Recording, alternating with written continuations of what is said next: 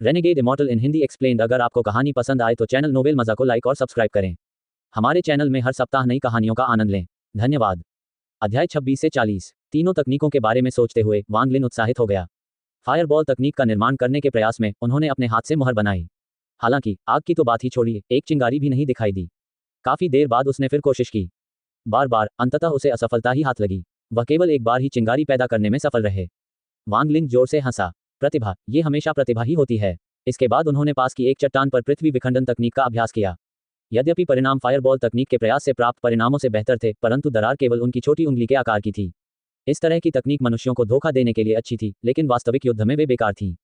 अंततः उन्होंने आकर्षण बल तकनीक का अभ्यास किया। वह अभी भी परिणाम से संतुष्ट नहीं था, लेकिन ये देखते हुए कि आकर्षण बल तकनीक की सफलता दर सबसे अधिक थी, वांग लिन ने अपना सारा प्रयास आकर्षण बल का अभ्यास करने में लगा दिया। सरल शब्दों में कहें तो आकर्षण बल वास्तव में दूर से वस्तुओं को नियंत्रित करता था। यदि कोई व्यक्ति आकर्षण बल को अच्छी तरह से नियंत्रित कर सकता है और क्यूई संक्षेपण की दूसरी परत तक पहुंच गया है, तो वह प्रतिकर्षण तकनीक का अभ्यास कर सकता है। जब कोई तीसरी परत को तोड़कर चौथी परत में चला जाता था, तो वे तलवार आत्मा घर में जाकर उड़ती हुई तलवार चुन सकते थे। काफी देर तक अभ्यास करने के बाद वांग लिन अंधेरा होने से पहले घर की ओर चल पड़ा।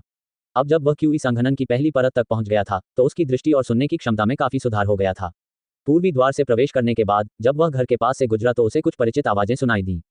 भाई लियू, जब आपने पहली बार मेरे लिए जलाओ लकड़ी इकट्ठा करने की व्यवस्था की थी, तो आपने कहा था कि इस कार्य को पूरा करने के लिए 100 पाउंड पर्याप्त होंगे। अब यह 1000 पाउंड क्यों है? मैं झांग हूँ, नया नहीं हूँ, और पिछले कुछ वर्षों में मैंने आपको खुश करने के लिए बहुत कुछ किया है। क्या तुम सचमुच मुझे संप्रदाय से बाहर निकालना चाहते हो? झांग हूँ, यह मत कहो कि मैं तुम्हारे लिए इसे मुश्किल बना रहा हूँ। साल का अंत होने वाला है और यहाँ तक कि आपके भाई का भी समय अच्छा नहीं गुजरा है, लेकिन आप काम करने के बजाय मुझे दुख भरी कहानी सुनाने आए हैं। जब मैंने आपके द्वारा एकत्रित की गई लकड़ियां गोली घर में लाईं, तो मुझे डांटा गया। मैंने उन्हें वापस ले लिया और उनकी जांच की। तुम छोटे कमीने, तुम सचमुच होशियार हो। 100 पाउंड लकड़ी में कम से कम 30 पाउंड पानी था।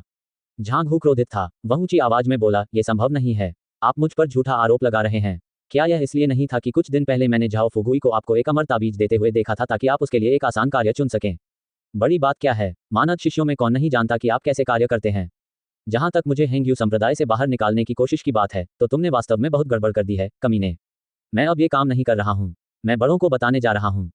झांग हो, तुमने मुझे ऐसा करने के लिए मजबूर किया। यदि आप किसी को दोष देना चाहते हैं, तो आप केवल अपने आप को ही दोषी ठहरा सकते हैं कि आप बदकिस्मत हैं और आपने वह देख लिया जो आपको नहीं देखना चाहिए था। यह अजीब है कि आपने कुछ ऐसा देखा है जो आपको नहीं देखना चाहिए था।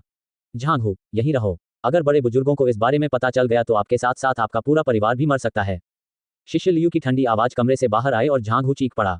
ये सुनकर वांग लिन आश्चर्यचकित हो गया और उसने लात मारकर दरवाजा खोल दिया। वांग लिन ने पहली बार लियू नामक युवक का घिनौना चेहरा देखा। वह झांग हू की ओर खंजर तानने की तैयारी में था, जिसका चेहरा डरा हुआ था और जिसका शरीर दीवार से टिका हुआ था। वांग लिन ने देखा कि उसके पास झांग हू की मदद करने के लिए पर्याप्त समय नहीं था। उन्होंने तुरंत आकर्षण बल तकनीक का उपयोग करना शुरू कर दिया। सौभाग्यवश इस बार यह सफल रहा। एक अदृश्य हाथ ने हमलावर को पकड़ रखा था। हालांकि खंजर पहले ही झांग हू की छाती को चीर चुका था। घाव से खून बहने लगा। लियू नाम का युवक बेहद डरा हुआ था। उसका पूरा शरीर शक्तिहीन महसूस कर रहा था, क्योंकि एक अदृश्य शक्ति ने उसके शरीर को जकड़ रखा था और खंजर को और नीचे धकेलने से रोक रहा था। झांग हू का चेहरा पीला पड़ गया था। उसके माथे पर पसीना भर आया। उसने वांग लिन की ओर देखा और जल्दी से एक तरफ खिसक गया। लियू नाम का युवक सदमे में आ गया और तुरंत संघर्ष करने लगा। वांग लिन के माथे पर तेज पसीना आने लगा, मानो वह नियंत्रण खोने लगा हो। यह पहली बार था जब वांग लिन ने किसी व्यक्ति पर इस तकनीक का प्रयोग किया। जाहिर है, वह इसे अच्छी तरह से नियंत्रित नहीं कर सके। इसके अलावा वह व्यक्ति संघर्ष कर रहा था, इसलिए उसे नियंत्रण बनाए रखने में कठिनाई हो रही थी। वांग लिन का शरीर कांप उठा। ये देखकर कि झांग हू अब खतरे में नहीं था, वह थोड़ा शांत हो गया और आकर्षण बल तकनीक भी ढीली पड़ गई। ये देखकर कि लियू छूटने के लिए संघर्ष कर रहा था, झांग हू ने एक अजीब अभिव्यक्ति प्रकट की। उसने वांग लिन की ओर देखा, फिर भाई लियू की ओर। उसकी अभिव्यक्ति निर्दयी हो गई। उसने लकड़ी काटने वाली कुल्हाड़ी उठाई और भाई लियू की ओर चल दिया। भाई लियू का चेहरा भय से भर गया और वह और अधिक संघर्ष करने लगा। झांग हू ने दांत पीसते हुए खुद से कहा, बिना जहर के कोई आदमी नहीं। भाई लियू, आपने मुझे ऐसा करने के लिए मजबूर किया। तुम मेरे पूरे परिवार को मारना चाहते थे। झांग हू, तुम क्या करने जा रहे हो? वांग लिन आश्चर्यचकित हो गया और आकर्षण बल तकनीक का प्रभाव समाप्त हो गया। जैसे ही लियू नामक युवक ने अपने शरीर पर नियंत्रण पाया, झांग हू ने कुल्हाड़ी भाई लियू के सिर पर दे मारी। भाई लियू को चकमा देने में बहुत देर हो चुकी थी। कुछ क्षण के लिए कमरे में तरबूज टूटने जैसी आवाज गूंज उठी। भाई लियू का शरीर जमीन पर ऐंठ गया, फिर उसकी गति रुक गई। झांग हू के हाथ से कुल्हाड़ी जमीन पर गिर गई। उसने रक्तरंजित शव को जटिल भाव से देखा। वांग लिन दंग रह गया। उसने पहली बार ऐसा खूनी दृश्य देखा था। काफी देर बाद उसने कड़वाहट से पूछना शुरू किया, झांग हू, तुम? झांग हू ने वांग लिन की ओर देखा। उसका चेहरा विकृत दिख रहा था तथा उसमें गंभीरता झलक रही थी। उन्होंने शब्दशः कहा, वांग लिन, तुमने भी देखा। मैं उसे मारना नहीं चाहता था। यदि तुम न होते तो वह मुझे मार डालता। मैं उसके द्वारा मारा गया होता। उसने मुझे ये सब करने के लिए मजबूर किया, उसने मुझे मजबूर किया। वांग लिन चुप रहा। उसे उम्मीद नहीं थी कि ऐसा होगा। झांग हू ने गहरी सांस ली। उसके चेहरे पर दृढ़ निश्चय का भाव प्रकट हुआ। वह लाश के पास चला गया और कुछ देर तक उसे खोजता रहा। उन्होंने एक थैला निकाला जिसमें सैकड़ों ताबीज थे जिन्हें मानद शिष्य अपने परिवार से मिलने जाते समय प्रयोग करते थे। इनके अतिरिक्त वहां एक धागे से बंधी पुस्तिका भी थी। झांग हू ने किताब पर नजर डाली और उसे अपने कब्जों में रख लिया। इसके बाद उसने कमरे की तलाशी ली। अंततः उसे बिस्तर के नीचे एक गुप्त कक्ष मिल गया। उसके अंदर एक पीले कागज का टुकड़ा था। थोड़ा सोचते हुए वह वांग लिन की ओर मुड़ा और बोला, वांग लिन, आज तुमने मुझे बचा लिया। मैं झांग हूँ, इसे हमेशा याद रखूंगा। जहां तक हेंग यू संप्रदाय का सवाल है, मैं अब और नहीं रुक पाऊंगा। जब संप्रदाय को शिष्य लियू का शरीर मिलेगा तो वे जांच करेंगे और अंत में मुझे ढूंढ लेंगे। मैं ये चीजें लेने जा रहा हूँ। जहां तक इस आपदा पैदा करने वाले अमर ताबीज की बात है तो यह अवश्य ही कोई खजाना होगा, अन्यथा लियू नाम का ये युवक मुझे मारने की कोशिश नहीं करता। ऐसा कहकर उसने पीला कागज वांग लिन को सौंप दिया। वांग लिन ने इसे नहीं लिया। उसने गहरी सांस ली और कड़वी मुस्कान दी। तुम्हें ऐसा क्यों करना चाहिए? अगर तुमने उसे नहीं मारा होता, एट नोबल बिन एट। झांग हू ने भौहें सिकोड़ी। उन्होंने कहा, वांग लिन, इस बारे में अब और बात मत करो। पिछले कुछ वर्षों में मैंने काफी कष्ट झेले हैं। यदि तुम अब भी मुझे अपना मित्र मानते हो तो यह अमर ताबीज ले लो। वांग लिन ने कड़वाहट के साथ ताबीज ले लिया। उसने और कुछ नहीं कहा। वांग लिन, मैं जा रहा हूं। इससे आपका कोई लेना देना नहीं है। यदि संप्रदाय जांच करेगा तो वे मुझे ही पाएंगे। तब तक मैं हेंग यू संप्रदाय छोड़ चुका होऊंगा। झाओ देश बहुत बड़ा है। मुझे विश्वास नहीं है कि मैं जीवन भर मानद शिष्य बना रहूंगा। झांग हू की अभिव्यक्ति जटिल थी। काफी देर बाद वह धीरे से मुड़ा और कमरे से बाहर चला गया। वांग लिन ने उस स्थान को देखा जहां झांग हू अभी खड़ा था। काफी देर बाद उसने पीला कागज हाथ में पकड़ते हुए एक गहरी सांस छोड़ी। हेंग यू संप्रदाय में आने के बाद झांग हू उसका पहला दोस्त था, लेकिन अब ऐसा हुआ। यह अमर ताबीज इस आपदा का कारण है। वांग लिन ने ताबीज को घूर कर देखा। अचानक उसकी नजरें बदल गईं जब उसने देखा कि इसमें क्या अलग है। यद्यपि यह पीला ताबीज ठीक वैसा ही था जैसा कि शिष्य अपने परिजनों से मिलने जाते समय पहनते हैं, तथापि इसमें आध्यात्मिक ऊर्जा की मात्रा अन्य ताबीजों की तुलना में बहुत अधिक थी। इसके अलावा ताबीज से खतरे का भी आभास था। वांग लिन आश्चर्यचकित था। हालांकि वह नहीं जानता था कि वह क्या है, लेकिन वह जानता था कि यह एक खजाना है। थोड़ा हिचकिचाते हुए वांग लिन ने पीला कागज एक तरफ रख दिया।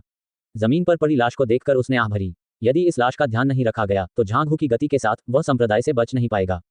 सौभाग्यवश बैग में शव रखने के लिए पर्याप्त जगह थी। इसके बाद वांग लिन ने कमरे को व्यवस्थित किया और खून को पोंछ दिया। वह चुपचाप पहाड़ के अंदर गया और शव को ठिकाने लगाया, फिर सावधानीपूर्वक अपने कमरे में वापस आ गया। जो कुछ हुआ उस पर विलाप करने के बाद उसने झांग हू के बारे में और न सोचने का निर्णय लिया। उसने अमर ताबीज निकाला और उसका अध्ययन करना शुरू किया। पहली नज़र में यह ताबीज बिल्कुल वैसा ही लग रहा था जैसा शिष्य घर आते समय इस्तेमाल करते थे, लेकिन करीब से देखने पर इसकी सामग्री और स्याही से पता चला कि यह ताबीज शिष्यों द्वारा घर आते समय इस्तेमाल किए जाने वाले ताबीजों से कहीं बेहतर था। वांग लिन ने अमर ताबीज निचोड़ लिया। उसने थोड़ा सोचा। वह इस ताबीज के सही उपयोग के बारे में निश्चित नहीं था। जिस दिन वह उस पीने से लगभग मर गया था, तब से वह अमर प्राणियों से संबंधित चीजों के प्रति बहुत सावधान रहने लगा था। वह लापरवाही से उनका उपयोग करने की हिम्मत नहीं करता था। इसके अलावा ताबीज पर अंकित अक्षरों से खतरे का संकेत मिलता था, जिससे वह और भी अधिक सतर्क हो गया। थोड़ी देर हिचकिचाने के बाद उसने ताबीज रख दिया। उन्होंने बाद में इसका अध्ययन करने का निर्णय लिया। ये सब करने के बाद उसने रहस्यमय मन का निकाला और स्वप्नलोक में प्रवेश कर गया। इस बार उन्होंने अपना सारा समय साधना पर केंद्रित नहीं किया, बल्कि कुछ समय आकर्षण बल तकनीक सीखने में बिताया। उन्होंने महसूस किया कि भाई लियू पर इसका प्रयोग करने के बाद आकर्षण बल तकनीक बहुत उपयोगी थी। यही कारण था कि वह इसका अभ्यास करने के लिए इतने दृढ़ थे। उन्होंने सबसे पहले लौकी को लक्ष्य के रूप में इस्तेमाल किया। उसने लौकी को पकड़ने के लिए आकर्षण बल का प्रयोग करने की कोशिश की। कई प्रयासों के बाद अंततः उसे सफलता मिली। उन्होंने तुरंत ही आकर्षण बल का प्रयोग बंद कर दिया और प्रारंभ से शुरू किया। वांग लिन की विचार प्रक्रिया बहुत सरल थी। उसने महसूस किया कि उसे आकर्षण बल का स्वतंत्र रूप से उपयोग करने में सक्षम होना चाहिए। यदि वह इसे 10 बार प्रयोग करने का प्रयास करता है तो उसे 10 बार सफलता अवश्य मिलेगी, अन्यथा चाहे वह कितना भी शक्तिशाली क्यों न हो, महत्वपूर्ण क्षणों में इसका प्रयोग नहीं किया जा सकेगा। उसने थोड़ा सा हिसाब लगाया। उसकी वर्तमान स्थिति को देखते हुए वह 10 में से 3 बार सफल हो सकता है। अब तक केवल 4 सफलताओं के साथ यह उनके अपने मानकों से बहुत दूर था। सपने में बिताया गया समय उड़ गया। वांग लिन को इस बात का एहसास भी नहीं हुआ कि वह टूट चुका है। वास्तविकता में वापस आने के बाद उसने बिल्कुल भी समय बर्बाद नहीं किया। जैसे ही उसने अपनी आंखें खोली, उसने झरने का पानी और पिया और खेती करना शुरू कर दिया। जब उसके शरीर में पर्याप्त आध्यात्मिक ऊर्जा थी तो उसने गहरी सांस ली और क्यूई संक्षेपण के 3 चरणों की सामग्री उसके सिर में प्रकट हुई। क्यूई संक्षेपण के तीनों चरणों के नियमों के अलावा 2 बहुत महत्वपूर्ण मंत्र भी थे। ये मंत्र क्यूई संघनन का वास्तविक मूल थे। वहां क्यूई संघनन की 15 परतें थीं। पहली परत के अलावा, जिसे कोई व्यक्ति स्वयं प्राप्त कर सकता था, अन्य सभी 14 परतों तक पहुंचने के लिए मंत्रोच्चार की आवश्यकता होती थी। उदाहरण के लिए, यदि उसने पहले स्तर को पूरा कर लिया है और दूसरे स्तर की साधना विधि में भी निपुणता प्राप्त कर ली है, तो वह पहले स्तर पर तभी रह सकता है जब वह दूसरे स्तर के जप में सफल न हो। वांग लिन ने मन ही मन मंत्रोच्चार किया। उसके शरीर में आध्यात्मिक ऊर्जा बदलने लगी। पहले तो ये परिवर्तन छोटा था, लेकिन जल्द ही ऐसा महसूस हुआ जैसे उसके शरीर में उबलता पानी बह रहा हो। ऐसा लग रहा था कि पर्याप्त आध्यात्मिक ऊर्जा नहीं थी, क्योंकि यह रुक रुक कर उसके पूरे शरीर में फैल रही थी, जिससे उसके पूरे शरीर में पीड़ा, सुन्नता, खुजली, दर्द आदि हो रहा था। उसे ये भी भ्रम था कि उसका शरीर छिद्रों से भरा हुआ है। ये सब आध्यात्मिक ऊर्जा के कारण हुआ। क्यूई संक्षेपण के 3 चरणों में एक बहुत ही प्रमुख पंक्ति थी, प्रत्येक परत के लिए प्रारंभिक मंत्र हमेशा सफल नहीं होगा। प्रतिभा, आध्यात्मिक ऊर्जा और संयोग सभी ने महत्वपूर्ण भूमिका निभाई। कुछ लोग एक प्रयास में ही सफल हो जाते हैं, जबकि कुछ लोगों को 10 या सैकड़ों प्रयास करने पड़ते हैं। काफी समय के बाद उसके शरीर में जो संवेदना थी वह धीरे धीरे समाप्त हो गई। वांग लिन पसीने से लथपथ हो गया था और उसके शरीर की सारी आध्यात्मिक ऊर्जा खत्म हो गई थी। लेकिन वांग लिन को पुस्तक से पता था कि आध्यात्मिक ऊर्जा की कमी केवल अस्थायी थी और कुछ समय ध्यान करने के बाद ठीक हो जाएगी। वह दूसरी परत खोलने में असफल रहा, लेकिन वांग लिन निराश नहीं हुआ। इस बार वह बस इसका परीक्षण कर रहा था। इससे ये पता चला कि उस समय उसके पास दूसरी परत में प्रवेश करने के लिए पर्याप्त आध्यात्मिक ऊर्जा नहीं थी। आखिरकार उसने अभी पहली परत ही हासिल की थी। वहां कोई जल्दबाजी नहीं थी। उसके पास अभी भी झरने का पानी था, इसलिए वह पहली परत की सीमा तक पहुंचने तक खेती कर सकता था, उसके बाद फिर से दूसरी परत तक पहुंचने का प्रयास कर सकता था। इससे उसकी संभावनाएं काफी बढ़ जाएंगी। इस योजना के साथ वांग लिन ने रात दिन खेती करना शुरू कर दिया। उसके शरीर में आध्यात्मिक ऊर्जा धीरे धीरे संचित होने लगी और आकर्षण बल तकनीक में उसकी निपुणता भी बढ़ गई। उन्होंने दूसरे स्तर के लिए भी कई बार मंत्र का प्रयोग किया, लेकिन सभी बार असफलता ही हाथ लगी। एट नो विल विन एट। हकीकत में तो आधा महीना बीत चुका था, लेकिन सपनों में 3 महीने बीत चुके थे। आज वांग लिन साधना कर रहा था, पुनः स्वप्नलोक में प्रवेश करने के समय की प्रतीक्षा कर रहा था। उसने देखा कि अभी भी सुबह थी। वह थोड़ा हिचकिचाया, फिर दूसरे स्तर का अनुभव करने के लिए मंत्रोच्चार शुरू कर दिया। उसे तो ये भी याद नहीं कि उसने ऐसा कितनी बार अनुभव किया था। हर बार इसका परिणाम यह होता था कि वह थक जाता था और उसके शरीर की सारी आध्यात्मिक ऊर्जा समाप्त हो जाती थी, लेकिन सफलता नहीं मिलती थी। 2 घंटे बाद वांग लिन ने अपना सिर उठाया। वह पुनः थक गया तथा उसके शरीर से सारी आध्यात्मिक ऊर्जा समाप्त हो गई। वह व्यंग्यात्मक मुस्कान के साथ अपने आप से बुदबुदाया, फिर से असफल हो गया। दूसरी परत में प्रवेश करना बहुत कठिन है। अचानक उसकी नजर दरवाजे की ओर गई। दरवाजे से एक ठंडी आवाज आई, प्रशिक्षु भाई वांग, मुझसे मिलने आओ। आवाज परिचित लग रही थी। वांग लिन उठे और दरवाजा खोला तो देखा कि बाहर काले कपड़े पहने एक 27 या 28 वर्षीय युवक खड़ा था और उसके शरीर पर ठंडी हवा चल रही थी। काले कपड़े, वांग लिन का दिल दहल गया। उसने पहचान लिया कि वह वही व्यक्ति था जो उसे वांग झुओ और वांग हाओ को हेंग्यू संप्रदाय में लाया था, और वह वही व्यक्ति था जो उसके पिता को चट्टान के पास उसे खोजने के लिए लाया था। लेकिन वांग लिन को याद आया कि उस समय उसने सफेद कपड़े पहने हुए थे। अब कुछ ही महीनों के बाद वह काले कपड़े पहनने लगा था। उसे अचानक वह दिन याद आ गया जब वे पहाड़ की तलहटी में परीक्षण कर रहे थे। जिस व्यक्ति ने वांग हाओ को सहायक के रूप में लिया था, उसने कहा कि वांग लिन के सामने वाला व्यक्ति अब उनकी साधना में एक महत्वपूर्ण बिंदु पर पहुंच गया था और उसका ध्यान भटकाने से बचने के लिए परीक्षक का पद संभाल लिया। बैंगनी, काले, सफेद और लाल रंग में से काला रंग वास्तव में उच्च खेती का प्रतिनिधित्व करता है। वांग लिन उसकी साधना को नहीं देख सका, इसलिए उसने आदरपूर्वक कहा, वांग लिन भाई झांग को नमस्कार करता है। काले कपड़े पहनने पर सीनियर को बधाई।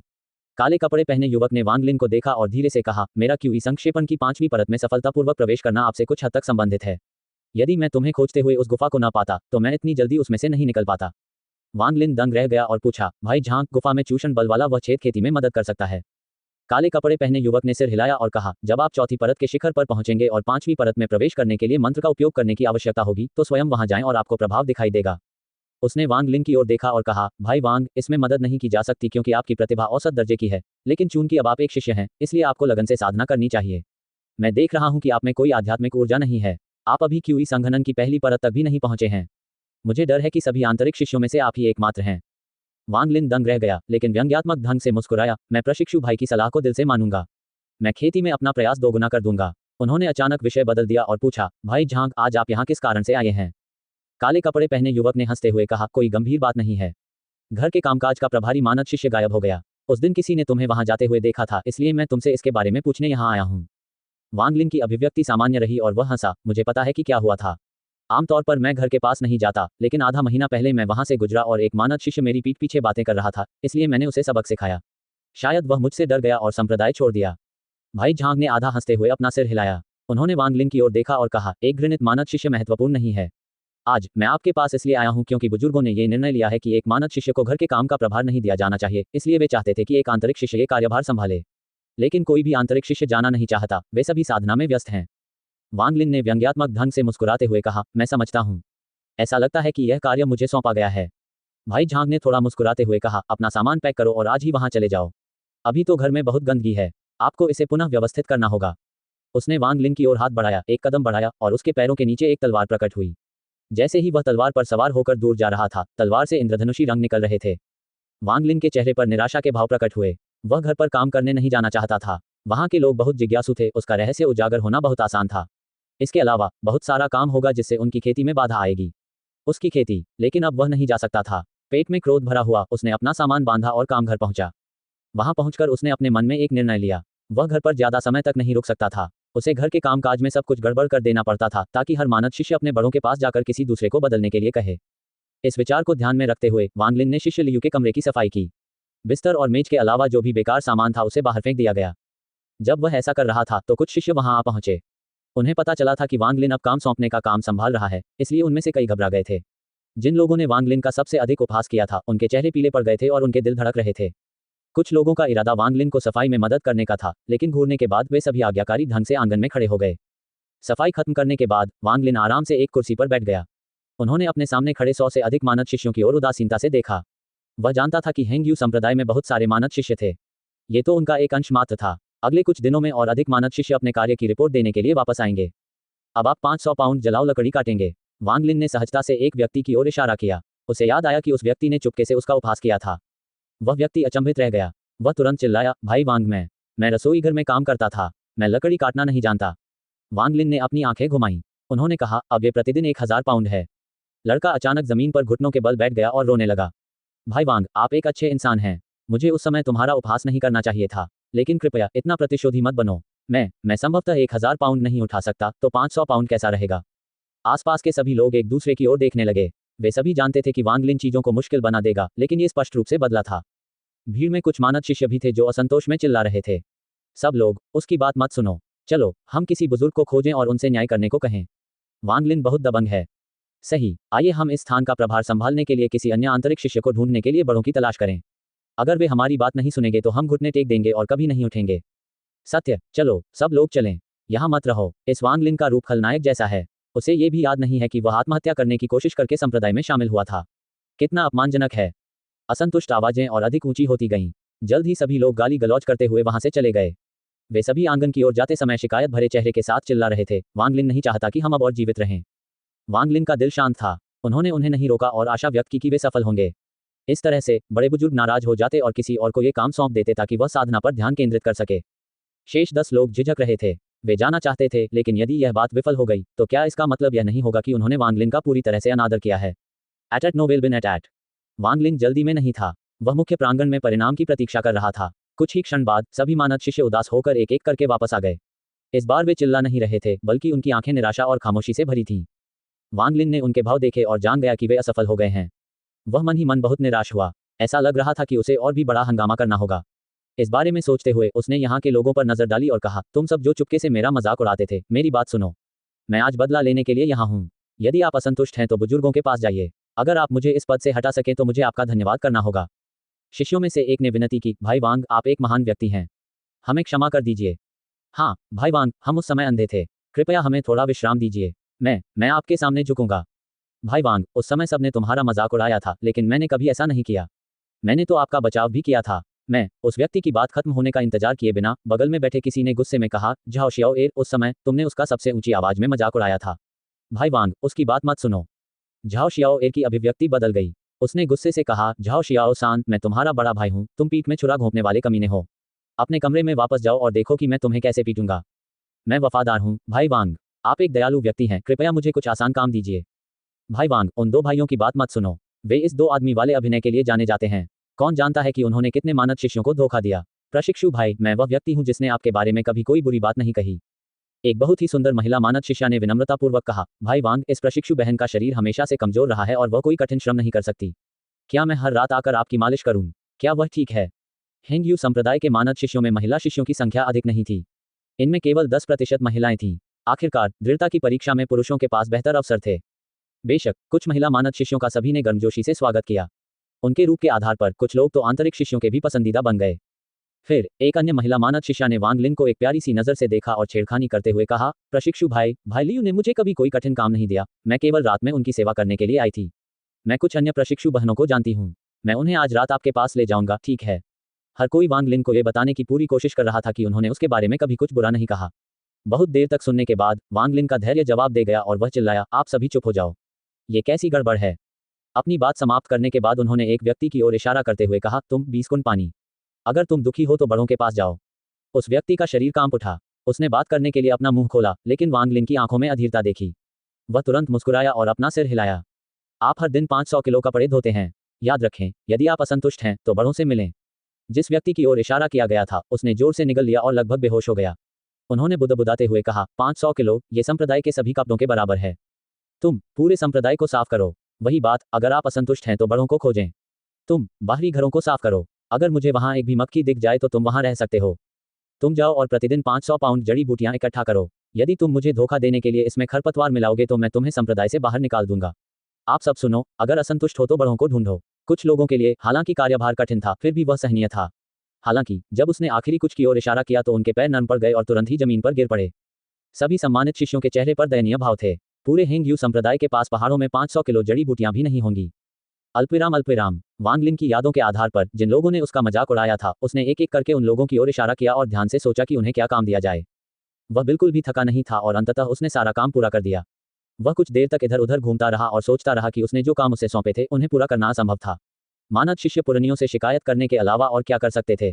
लेकिन यदि बुजुर्गों ने कुछ न करने का निर्णय लिया तो बेहतर होगा कि इस गड़बड़ी को और भी बड़ा कर दिया जाए, ताकि उन्हें पता चल जाए कि मुझे, वांग लिन को, घर के कामकाज का प्रभारी बनाकर बहुत बड़ी गलती की गई थी।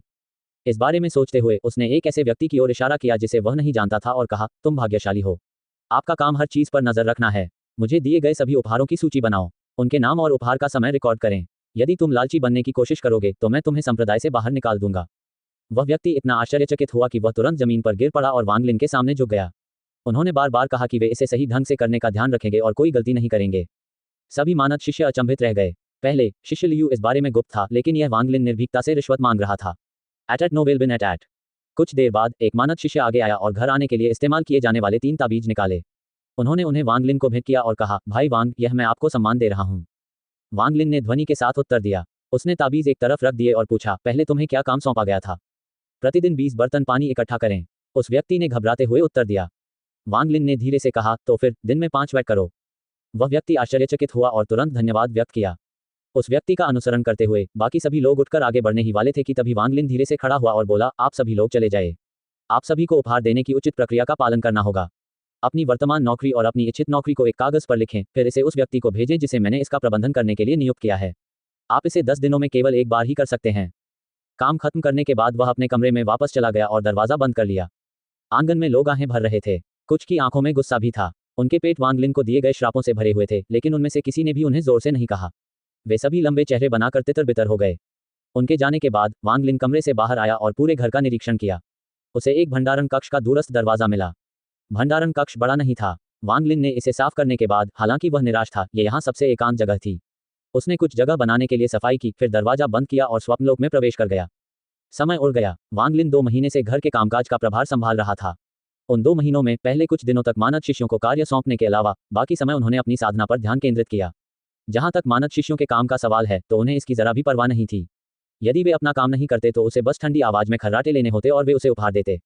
वांग लिन उन 2 महीनों के दौरान बहुत परेशान था। उनकी साधना में मानद शिष्यों द्वारा लगातार बाधा उत्पन्न हो रही थी।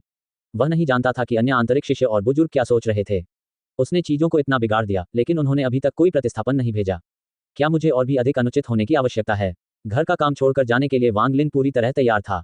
वह वास्तव में यह देखना चाहता था कि बड़ों की सीमाएं क्या थीं। निजी तौर पर मानद शिष्यों के बीच 2 शब्दों कचरा और बेशर्म के अलावा उन्हें एक और उपाधि मिली, काले दिल वाला राजा। शिष्य लियू के उपनाम वीजल की तुलना में यह बिल्कुल अलग स्तर का था। 1 वर्ष तक स्वप्न स्थान में अभ्यास करने के बाद वांग लिन के शरीर में आध्यात्मिक ऊर्जा कई गुना बढ़ गई थी। वह पहली परत की सीमा तक पहुंच गया था। चाहे वह कितनी भी साधना करे, उसकी आध्यात्मिक ऊर्जा में कोई वृद्धि नहीं हुई। इस प्रकार एक रात उन्होंने दूसरे स्तर में प्रवेश करने के लिए मंत्र का प्रयास करना शुरू कर दिया। कई बार असफल होने के बाद भी उनकी कड़ी मेहनत व्यर्थ नहीं गई और अंततः वे दूसरे स्तर पर पहुंच गए। उसके शरीर के रोमछिद्रों से काली चर्बी निकल रही थी। नहाने के बाद वांग लिन ने खुद को देखा और पाया कि उसकी आंखें बिजली की तरह चमक रही थीं। वह पहले से बहुत अलग दिख रहा था। उसने अपनी थोड़ी रगड़ी और सोचा, अब केवल तीसरी परत के लिए मंत्रोच्चार बाकी है। यदि मैं बाद की परतों के लिए मंत्र पूछने के लिए सन दाजू के पास वापस जाऊं और उसे पता चले कि मैं दूसरी परत तक पहुंच गया हूं, तो वह निश्चित रूप से मुझसे पूछेगा कि यह कैसे हुआ। अगर मैं इसे ठीक से नहीं समझा पाया तो इससे मुझे बहुत परेशानी होगी। कुछ देर सोचने के बाद भी वांग लिन को कोई अच्छा विचार नहीं सूझा। वह अपनी भौहें सिकोड़े बिना न रह सका। एकाह के साथ वांग लिन ने आकर्षण बल तकनीक का अभ्यास करना शुरू कर दिया। इस वर्ष के अभ्यास के बाद वांग लिन अब 10 में से 10 बार सफल हो सकता है। चूंकि वह अपनी वर्तमान डिग्री तक पहुंच गया था, इसलिए उसने कुछ कठिन काम करने का निर्णय लिया। उन्होंने घर में एक बड़ा पत्थर ढूंढा और अभ्यास करना शुरू कर दिया। 1 और महीना बीत गया था। वांग लिन ने घर पर जो कुछ किया था उससे सभी मानद शिष्य लगातार शिकायत करने लगे। सर्दियों का समय था और संप्रदाय ने वार्षिक आंतरिक शिष्य प्रतियोगिता की तैयारी शुरू कर दी थी। इस वर्ष हेंगयू संप्रदाय की मानद शिष्य प्रतियोगिता थी जो हर 10 वर्ष में होती है। यदि कोई शीर्ष 3 में स्थान पाता है तो वह आंतरिक शिष्य बन जाता है। सभी मानद शिष्य अपने युद्ध कौशल को निखार रहे थे और गुप्त रूप से षड्यंत्र रच रहे थे। इसलिए घर के कामकाज से संबंधित कामों में देरी हो गई क्योंकि हर कोई बहुत व्यस्त था। वांग लिन बहुत निराश था कि वह अभी भी घर के कामकाज का प्रभारी था। जहां तक आंतरिक शिष्य प्रतियोगिता का सवाल है, उन्होंने इसमें भाग लेने की योजना नहीं बनाई थी। यदि उसके पास समय था तो क्यों न वह इसे स्वप्नलोक में साधना करने में व्यतीत करे। आज हेंगयू पर्वत पर बर्फबारी शुरू हो गई। दूर से देखने पर ऐसा लग रहा था जैसे बर्फ की भूमि हो। वांग लिन खेती नहीं कर रहा था बल्कि चुपचाप आंगन में खड़ा था। आकर्षण बल तकनीक ऐसे सक्रिय हुई मानो कोई विशाल हाथ घूम रहा हो जो सारी बर्फ को दूर धकेल रहा हो ताकि कोई बर्फ उस पर न गिरे। हनी कैसे सक्रिय हुआ मानो कोई विशाल हाथ घूम रहा हो जो सारी बर्फ को हटा रहा हो ताकि कोई बर्फ उस पर न गिरे। अपने घर की ओर देखते हुए उसे याद आया कि उसके माता पिता साल के इस समय घर को गर्म रखने के लिए चूल्हा जलाते थे। वह स्टोव के पास बैठकर पढ़ता रहता था। पिताजी एक तरफ नक्काशी कर रहे होते और माँ अचार वाली सब्जियां रख रही होती। कभी कभी वह पढ़ते पढ़ते थक जाता और अपने पिता के पास बैठकर उन्हें नक्काशी करते देखता। जब वह बहुत खुश होता तो अपने पिता की मदद करने चला जाता। उनके बीच बहुत खुशी थी। वांग लिन को याद आया कि उसके बिस्तर के नीचे कुछ लकड़ी के टापू थे। वह कभी कभी उन्हें बाहर ले जाता और पड़ोस के बच्चों के साथ बर्फ पर खेलता। ये सब सोचते हुए वांग लिन ने गहरी सांस ली। एक साधक को सभी नश्वर संबंधों को तोड़ देना चाहिए और ये सभी विचार साधना को बाधित करेंगे।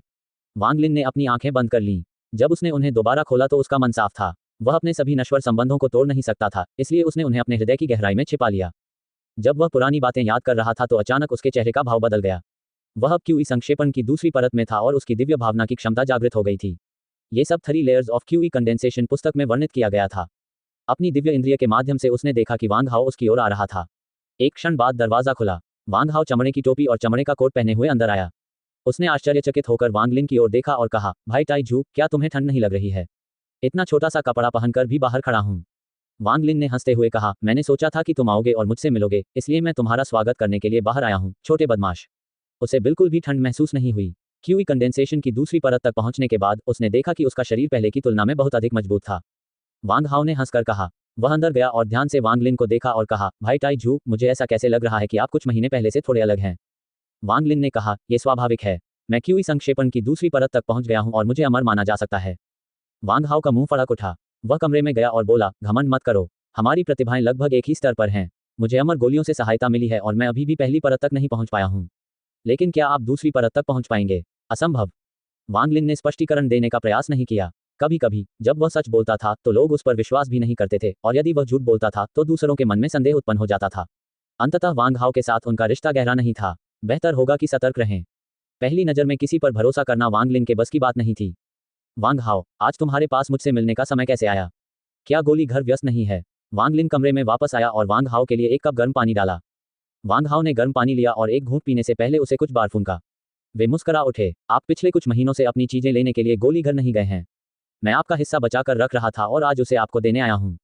बात करते करते उसने एक छोटा पैकेट निकाला और मेज पर रख दिया। वांग लिन ने हल्की मुस्कान बिखेरी। उसने पैकेज की ओर भी नहीं देखा बल्कि वांग हाओ की ओर देखा। उन्हें विश्वास नहीं हुआ कि वांग हाओ केवल पार्सल देने आया था। वांग हाओ को घूरे जाने पर शर्मिंदगी महसूस हुई और उन्होंने कहा, टाई जू, मैंने सुना है कि पिछले कुछ महीनों में तुम घर के कामों में बहुत अच्छा काम कर रहे हो। वांग लिन ने अपने लिए थोड़ा पानी डाला। उन्होंने एक घूंट लिया और कहा, वांग हाओ, बस वही कहो जो तुम्हें कहना है। अगर मैं मदद कर सकता हूं तो मैं जरूर करूंगा। एट नो विल बिन एट। वांग हाओ की अभिव्यक्ति अजीब थी। वह करीब आया और रहस्यमय तरीके से बोला, भाई टाई जू, मैं हमेशा से जानता था कि तुम एक बुद्धिमान व्यक्ति हो। ईमानदारी से कहूं तो मुझे पता है कि आपके पास बहुत सारे ताबीज हैं जिनका उपयोग मानद शिष्य घर आने के लिए करते हैं। क्या आप मुझे कुछ उधार दे सकते हैं? वांग लिन की अभिव्यक्ति सामान्य बनी रही। उसने पूछा, तुम्हें कितना चाहिए? वांग हाओ ने झिझकते हुए कहा, कम से कम 200 की ज्यादा। आपको इसकी क्या जरूरत है? वांग लिन दंग रह गया। उसके पास 200 ताबीज थे। उन्होंने रिश्वत के रूप में लगभग 500 रुपये प्राप्त किए थे। वांग हाओ ने आह भरते हुए कड़वे चेहरे के साथ कहा, भाई टाई जू, 2 महीने में यह आंतरिक शिष्य प्रतियोगिता होगी। यद्यपि मैं इसमें भाग ले सकता हूं, लेकिन मेरे जीतने की कोई संभावना नहीं है। लेकिन मैं हार मानने को तैयार नहीं हूं। वह कमीना वांग जुओ पहले ही क्यूई कंडेंसेशन की पहली परत तक पहुंच चुका है और मैंने सुना है कि वह दूसरी परत तक पहुंचने का प्रयास कर रहा है। वह इतनी जल्दी खेती कैसे कर लेता है? वांग लिन ने काफी समय से वांग जुओ को नहीं देखा था और वह काफी आश्चर्यचकित था। ऐसा लगा कि प्रतिभा सचमुच मायने रखती है। वांग हाओ ने क्रोधित भाव प्रकट करते हुए कहा, यह केवल इसलिए है क्योंकि उसका मालिक अच्छा है। उसके मालिक को कीमत की परवाह नहीं थी और उसने मेरे मालिक से फाउंडेशन एस्टेब्लिशमेंट गोलियों का एक बैच मांगा। संप्रदाय के भीतर ये बहुत कीमती गोलियां हैं। गोली खाने के बाद साधना की गति काफी बढ़ जाती है। वांग लिन ने सिर हिलाया और पूछा, इसका आपके द्वारा ताबीज उधार लेने से क्या संबंध है? वांग हाओ ने बुदबुदाया, बेशक कोई संबंध है। आप दूसरों के साथ ज्यादा बातचीत नहीं करते, लेकिन प्रतियोगिता से 1 महीने पहले सभी आंतरिक शिष्य एक छोटी सी बातचीत करेंगे। वहां हर कोई अंतिम तैयारी के लिए अपने खजाने को बाहर निकालता है। मैंने कुछ वरिष्ठ लोगों से सुना जो पहले भी इसमें भाग ले चुके हैं। उन्होंने कहा कि आदान प्रदान के दौरान किसी भी चीज का इस्तेमाल किया जा सकता है, जैसे उड़ती तलवारें, जादुई खजाने, गोलियां आदि। जब वांग लिन ने यह सुना तो उसका दिल धड़कने लगा। उसे उड़ती तलवारों या जादुई खजानों में ज्यादा रुचि नहीं थी, लेकिन क्यूई संघनन चरणों के लिए मंत्र उसके लिए महत्वपूर्ण थे। ये सोचते हुए कि शायद वह उन्हें आदान प्रदान में प्राप्त करने में सक्षम हो सके, उसने कुछ देर तक विचार किया और कहा, आंतरिक शिष्य एक दूसरे पर इतना भरोसा करते हैं कि सिर्फ ये आदान प्रदान करते हैं। वांग हाओ ने हंसते हुए कहा, भाई ताई जू, आपने एक महत्वपूर्ण सवाल पूछा है। इस एक्सचेंज के दौरान एक नियम है और एक्सचेंज में प्रवेश करने की आवश्यकता भी यही है। यानी एक छद्म गोली ले लो। भेस की गोली लेने के बाद जब तक कोई व्यक्ति आधारभूत चरण में न हो, कोई भी आपको पहचान नहीं सकता। एट नो विल बिन एट। वांग लिन के दिमाग में एक विचार कौंधा, तुम उस गोली के लिए ये सारे ताबीज उधार ले रहे हो। वांग हाओ दंग रह गया। उन्होंने सिर हिलाया और कहा, भाई ताई जू वास्तव में होशियार है। ये सच है, इस गोली का नियंत्रण मेरे मालिक के पास है और साल के इस समय में वह इसे निजी तौर पर बेचना शुरू कर देते हैं। इसकी कीमत 200 तावीज है। वांग लिन ने थोड़ा विचार किया और कहा, यह आदान प्रदान काफी दिलचस्प लगता है। मैं भी जाकर इसकी जांच करना चाहता हूं। वांग हाओ ने तुरंत कहा, जरूर, जब तक आपके पास भेस की गोली है आप भाग ले सकते हैं। इस बार मेरा लक्ष्य एक फाउंडेशन स्थापना गोली है। मैंने सुना है कि इस बार एक शिष्य इन्हें बेच रहा है। वांग लिन ने अपना दाहिना हाथ हिलाया और अपने बैग से 400 ताबीज निकाले। उसने उनसे 100-100 ताबीजों के 4 बंडल बनाए।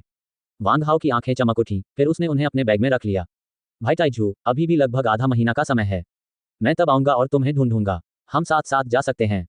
वांग लिन ने सिर हिलाया। उन्होंने कुछ देर तक बातचीत की और वांग हाओ चले गए। वांग हाओ के चले जाने के बाद उन्होंने कुछ देर तक इस पर विचार किया। वांग लिन ने इस आदान प्रदान को बहुत महत्व दिया, क्योंकि यह उनके लिए बाद के क्यू संक्षेपण चरणों के लिए मंत्र प्राप्त करने का एक मौका था। लेकिन उसके पास कोई भी मूल्यवान वस्तु नहीं थी और सभी ताबीज छद्म गोली खरीदने में खर्च हो गए। काफी देर तक विचार करने के बाद उन्होंने आध्यात्मिक ऊर्जा से भरपूर झरने का पानी लाने का निर्णय लिया। इससे कुछ लोगों को आकर्षित करने में मदद मिलेगी। गोली की मदद से कोई भी उसकी पहचान नहीं जान सकेगा। अपना मन बना लेने के बाद वांग लिन ने इस मामले के बारे में और नहीं सोचा। अभी वह स्वप्न स्थान में प्रवेश नहीं कर सकता था, इसलिए उसने घर के बड़े बड़े पत्थरों पर आकर्षण बल तकनीक का अभ्यास करना शुरू कर दिया। वह पहले ही स्वप्नलोक में 10,000 से अधिक बार आकर्षण बल का अभ्यास कर चुका था। वह इसमें और अधिक कुशल होता गया। यदि इसका प्रयोग लौकी पर किया जाता तो सफलता की दर 10 में से 10 होती। अब रोजमर्रा की जिंदगी में जब तक वह अपना हाथ चलाता, वह छोटी छोटी चीजें पकड़ सकता था। यदि आकार बहुत बड़ा होता तो सफलता की दर कम हो जाती, लेकिन उसकी आध्यात्मिक ऊर्जा अभी भी बढ़ रही थी और दूसरे स्तर में प्रवेश करने के बाद आकर्षण बल तकनीक ने अपनी असली शक्ति दिखानी शुरू कर दी थी। कुछ घंटों तक बड़ी चट्टानों पर अभ्यास करने के बाद बाहर अंधेरा हो गया और बर्फबारी हो रही थी, लेकिन वांग लिन तुरंत स्वप्न स्थान में प्रवेश नहीं कर सका। वह दरवाजे पर खड़ा होकर बर्फ के टुकड़ों को घूरता रहा और सोचने लगा। पूरे महीने के दौरान दूसरे स्तर पर साधना करते समय वांग लिन ने एक समस्या देखी। आध्यात्मिक ऊर्जा से भरे झरने के पानी का प्रभाव कम हो गया था। यद्यपि यह कमी बहुत छोटी थी और इसकी पूर्ति की जा सकती थी, फिर भी इससे उन्हें अंतहीन चिंता होने लगी। उसे डर था कि जैसे जैसे उसका क्यूई संक्षेपण स्तर बढ़ता जाएगा, एक दिन आध्यात्मिक ऊर्जा से भरा स्प्रिंग वाटर अपना प्रभाव खो देगा। हालांकि रहस्यमय मनके को तरल ओस में भिगोना तथा उसके बाद झरने के पानी में भिगोना सर्वोत्तम उपाय था, लेकिन उसका संग्रह बहुत धीमी गति से किया गया। उपयोग के लिए पर्याप्त पानी नहीं था और सर्दियों में तो बिल्कुल भी नहीं बचता था। झरने का पानी प्राप्त करना सबसे आसान और व्यवहारिक था और उसके पास इसकी अंतहीन आपूर्ति थी। हालांकि अगर एक दिन झरने का पानी प्रभावी नहीं रहा तो वांग लिन को इसकी जगह कुछ और चाहिए था। उसने अपना हाथ थोड़ा सा हिलाया और आकर्षण बल तकनीक को सक्रिय कर दिया। बर्फ के टुकड़ों से एक ड्रैगन का आकार बन गया और वे कमरे में रखे एक बड़े बर्तन में जा गिरे। थोड़ी देर में वांग लिन ने आधा बर्तन भर दिया। उसने आकर्षण बल तकनीक रोक दी और बर्तन के पास आ गया। उसने अपने दाहिने हाथ से एक मुहर बनाई। 10 से अधिक प्रयासों के बाद अंततः उसने एक बच्चे के आकार का आग का गोला बनाया। आग के गोले से बहुत अधिक गर्मी निकली और बर्फ तेजी से पिघल गई। जब सारी बर्फ पिघल गई तो उसने अपने माथे से पसीना पोंछा। लगातार 2 तकनीकों का उपयोग करने से वह बहुत थक गया था। बर्तन में बर्फ का पानी ज्यादा नहीं था। उसने रहस्यमयी मोती को बर्तन में फेंक दिया और 10 मिनट बाद उसे बाहर निकाल लिया। अब उसे उस रहस्यमयी मनके के बारे में अच्छी समझ हो गई थी। इसे झरने के पानी में 10 मिनट तक भिगोना इसकी सीमा थी। उन्होंने इसे अधिक समय तक भिगोकर परीक्षण किया, लेकिन पाया कि यदि इसे कम से कम 10 मिनट तक भिगोया जाए तो प्रभाव वही रहता है। उसने पानी पिया, फिर अपनी आंखें बंद की और अपने शरीर में आध्यात्मिक ऊर्जा में परिवर्तन का ध्यानपूर्वक निरीक्षण किया। एक क्षण बाद उसने अपनी आंखें खोलीं और बुदबुदाया, इसका प्रभाव झरने के पानी से बहुत बेहतर है, लेकिन अभी भी उससे कम है। इसका उपयोग किया जा सकता है। उसने तुरंत अनगिनत लौकियां निकाल लीं। वे सभी लौकी के पौधे थे जो उसने पहाड़ों से इकट्ठा किए थे। पूरी रात काम करने के बाद उसके आंगन की सारी बर्फ पिघल गई। उस बर्फ ने लौकी के एक छोटे से हिस्से को आध्यात्मिक ऊर्जा वाले पानी से भर दिया। अगले कुछ दिनों में स्वप्नलोक में प्रशिक्षण के अलावा वांग लिन पानी के लिए बर्फ पिघलाने में व्यस्त रहा। यदि आध्यात्मिक ऊर्जा के बाहर निकल जाने का भय न होता तो वे वटों का प्रयोग करते, इसलिए उन्होंने इसके स्थान पर लौकी का प्रयोग किया। यह अच्छा था कि उसके पास पर्याप्त लौकी थी। कुछ ही दिनों में उसके पास बर्फ के पानी से भरी कुछ 100 लौकियां जमा हो गईं। उसने हिसाब लगाया कि उन लौकी में जो बर्फ का पानी इकट्ठा किया था वह उसके लिए स्वप्नलोक में लंबे समय तक उपयोग करने के लिए पर्याप्त था।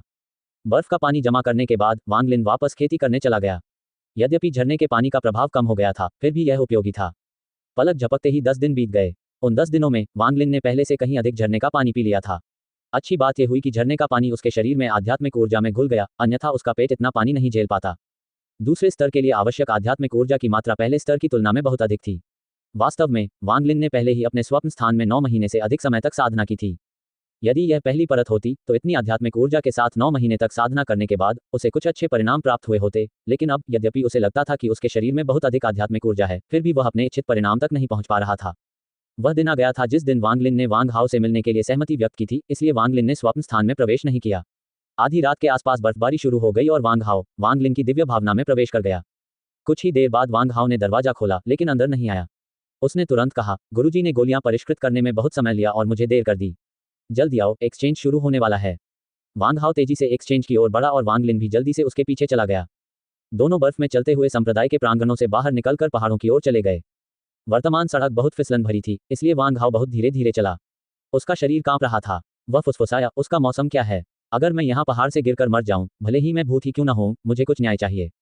वांग लिन का शरीर अब बहुत हल्का हो गया था। वह वांग हाओ की परेशानी से बिल्कुल भी सहमत नहीं थे। वास्तव में उसे लगा कि मौसम बहुत अच्छा था। उसने सोचा कि आदान प्रदान समाप्त होने के बाद वह बहुत अधिक बर्फ का पानी इकट्ठा कर सकेगा। कुछ देर चलने के बाद वांग हाओ रुक गया। उसने चुपके से वांग लिन को एक हरी गोली दी और फुसफुसाया, हम लगभग वहां पहुंच चुके हैं। मैं कुछ दिन पहले यहाँ आया था। ये बस कुछ ही मोड़ दूर है।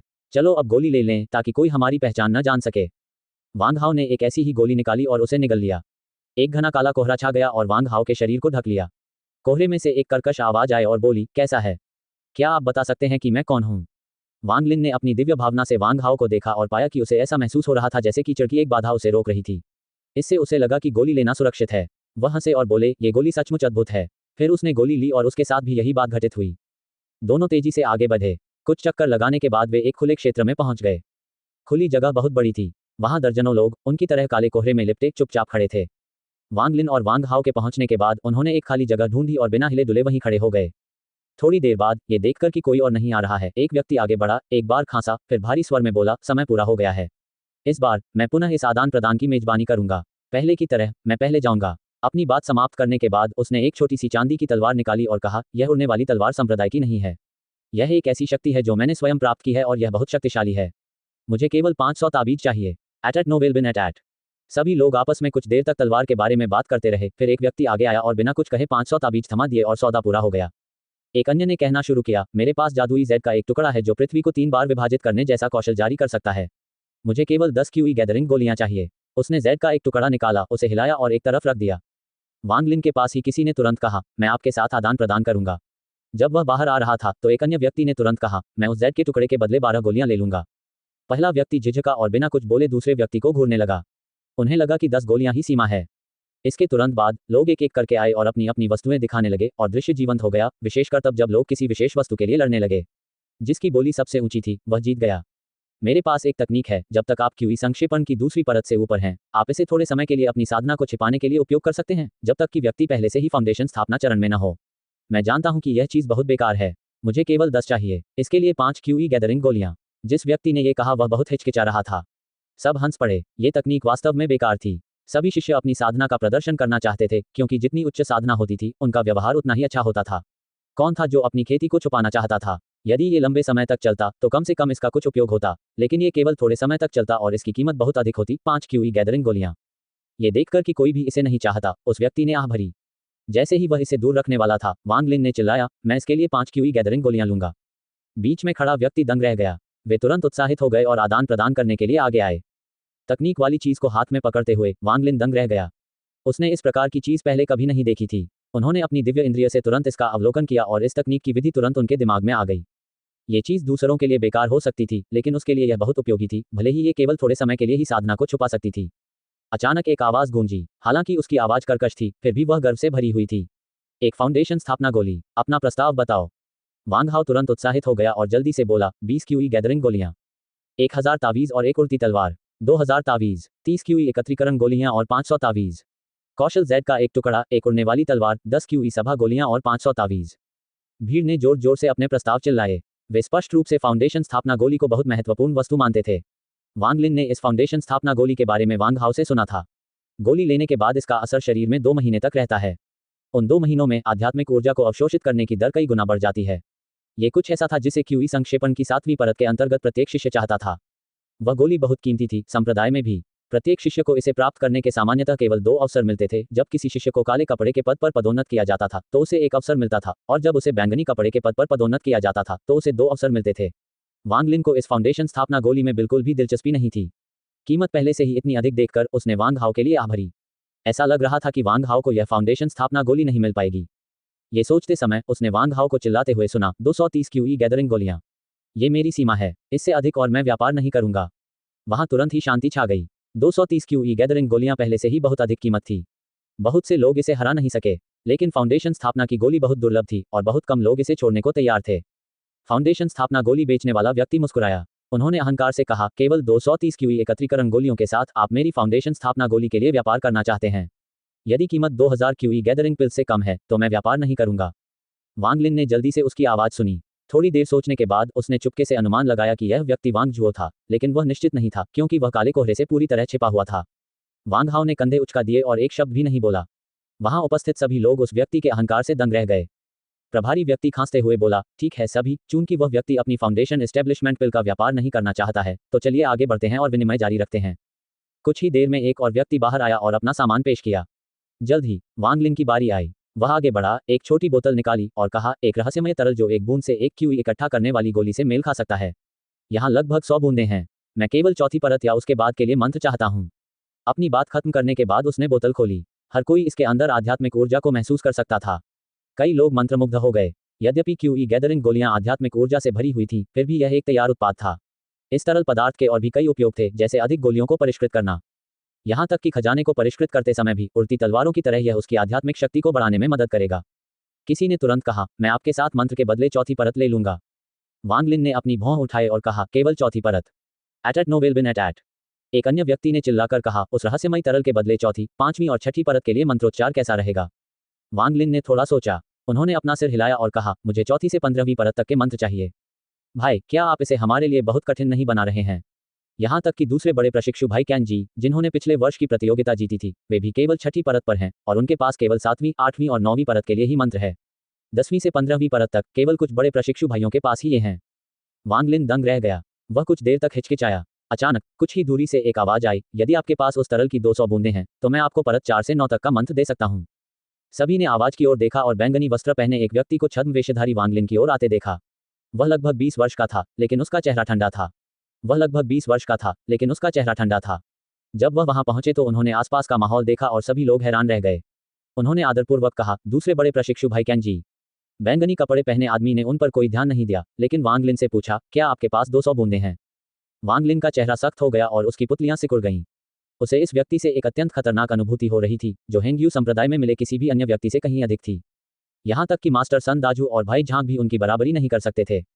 वांग लिन ने सम्मानपूर्वक उत्तर दिया, ये तरल पदार्थ मुझे संयोगवश मिला है।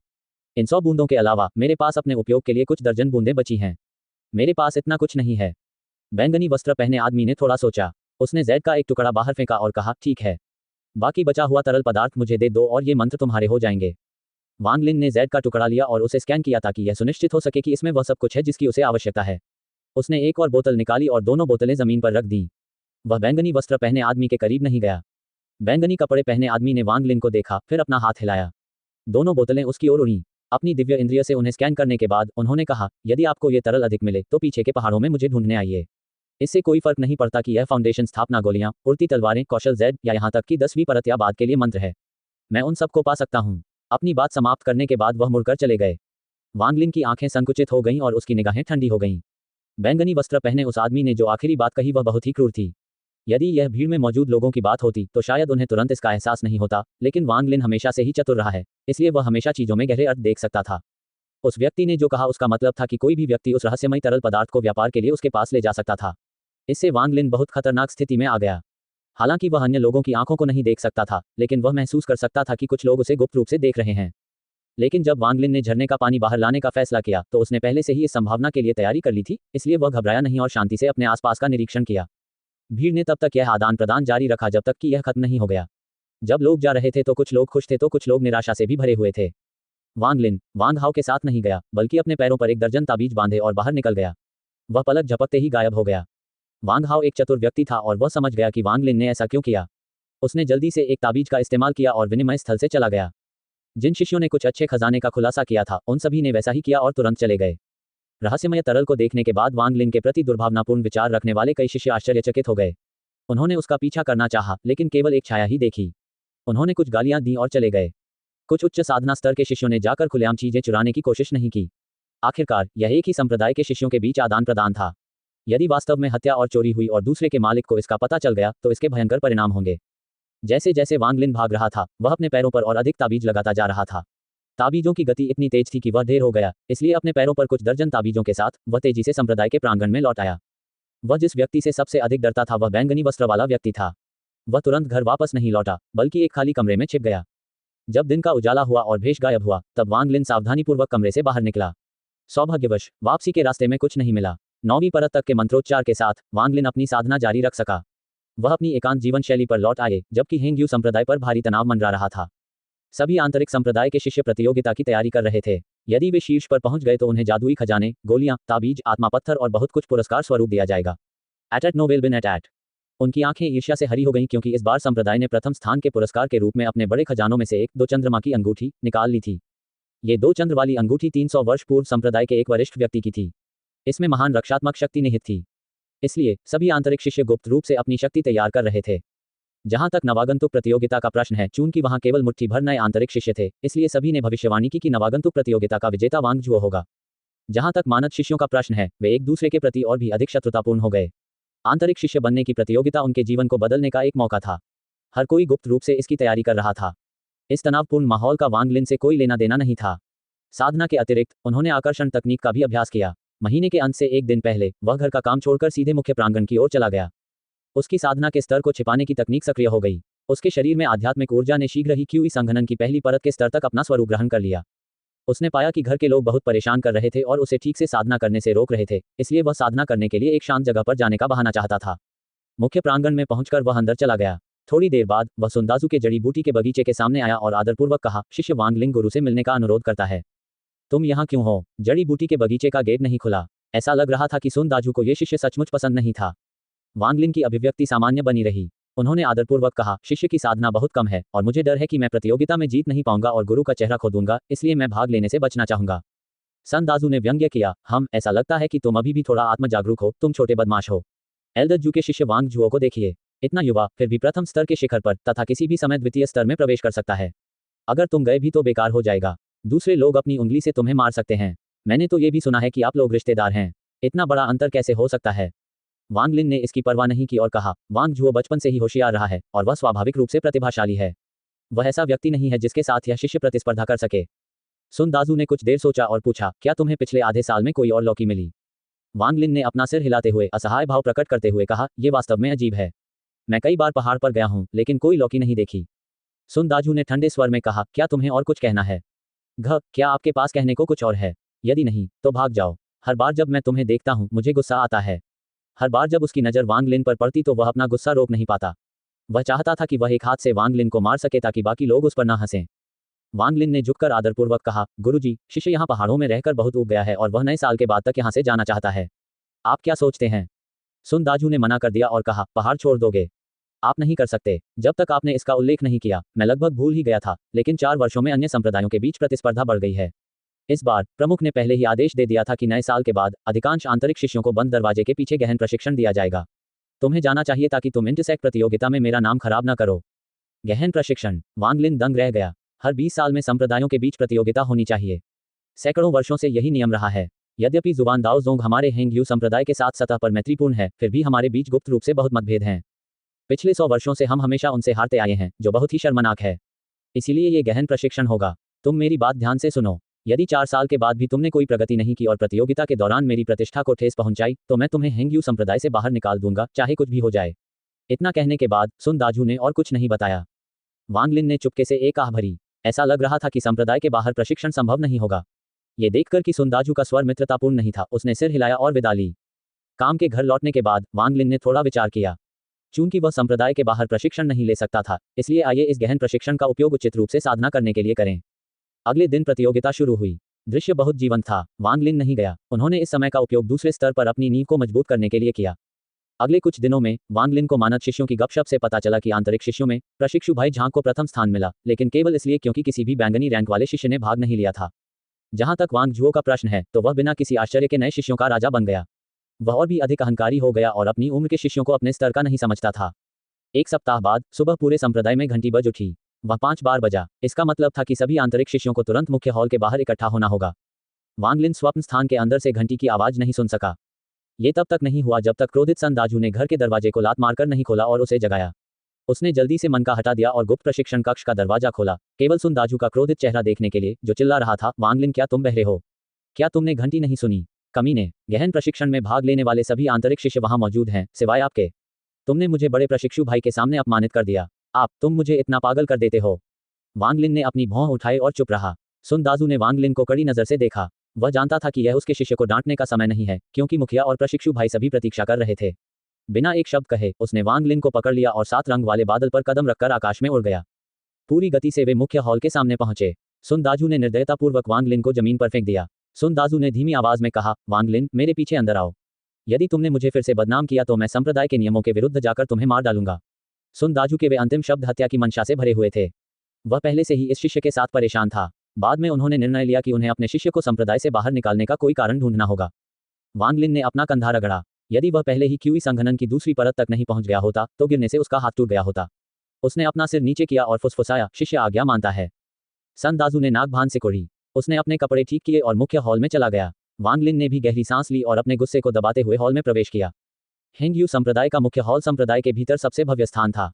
यह एक विशाल हॉल था जिसमें संप्रदाय के दर्जनों प्रतिष्ठित संतों के बैठने की व्यवस्था थी। पूरा हॉल विस्मय की भावना से भर गया।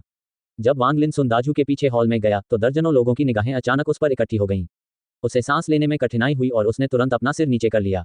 हॉल के अंदर 40 से अधिक आंतरिक शिष्य खड़े थे। वहां काले, सफेद और लाल श्रेणी के शिष्य थे, लेकिन बैंगनी श्रेणी का कोई शिष्य नहीं था। इन सभी शिष्यों के चेहरे पर गंभीर भाव थे। उनमें से वांग लिन कई चेहरे देख सकता था जिन्हें वह जानता था, जैसे वांग झुओ, जू नाम की लड़की, झो नाम की लड़की, प्रशिक्षु भाई झांग वगैरह। उनके ठीक सामने 2 पंक्तियों में 10 से अधिक बुजुर्ग बैठे थे। सभी के चेहरे पर ठंडक थी। ठीक बीच में एक व्यक्ति बैठा था, लगभग 40 वर्ष का, नीला गाउन पहने हुए, तथा उसकी आंखें बिजली की तरह चमक रही थीं। उन्होंने कहा, कनिष्ठ भाई सूर्य, यह आपका शिष्य है।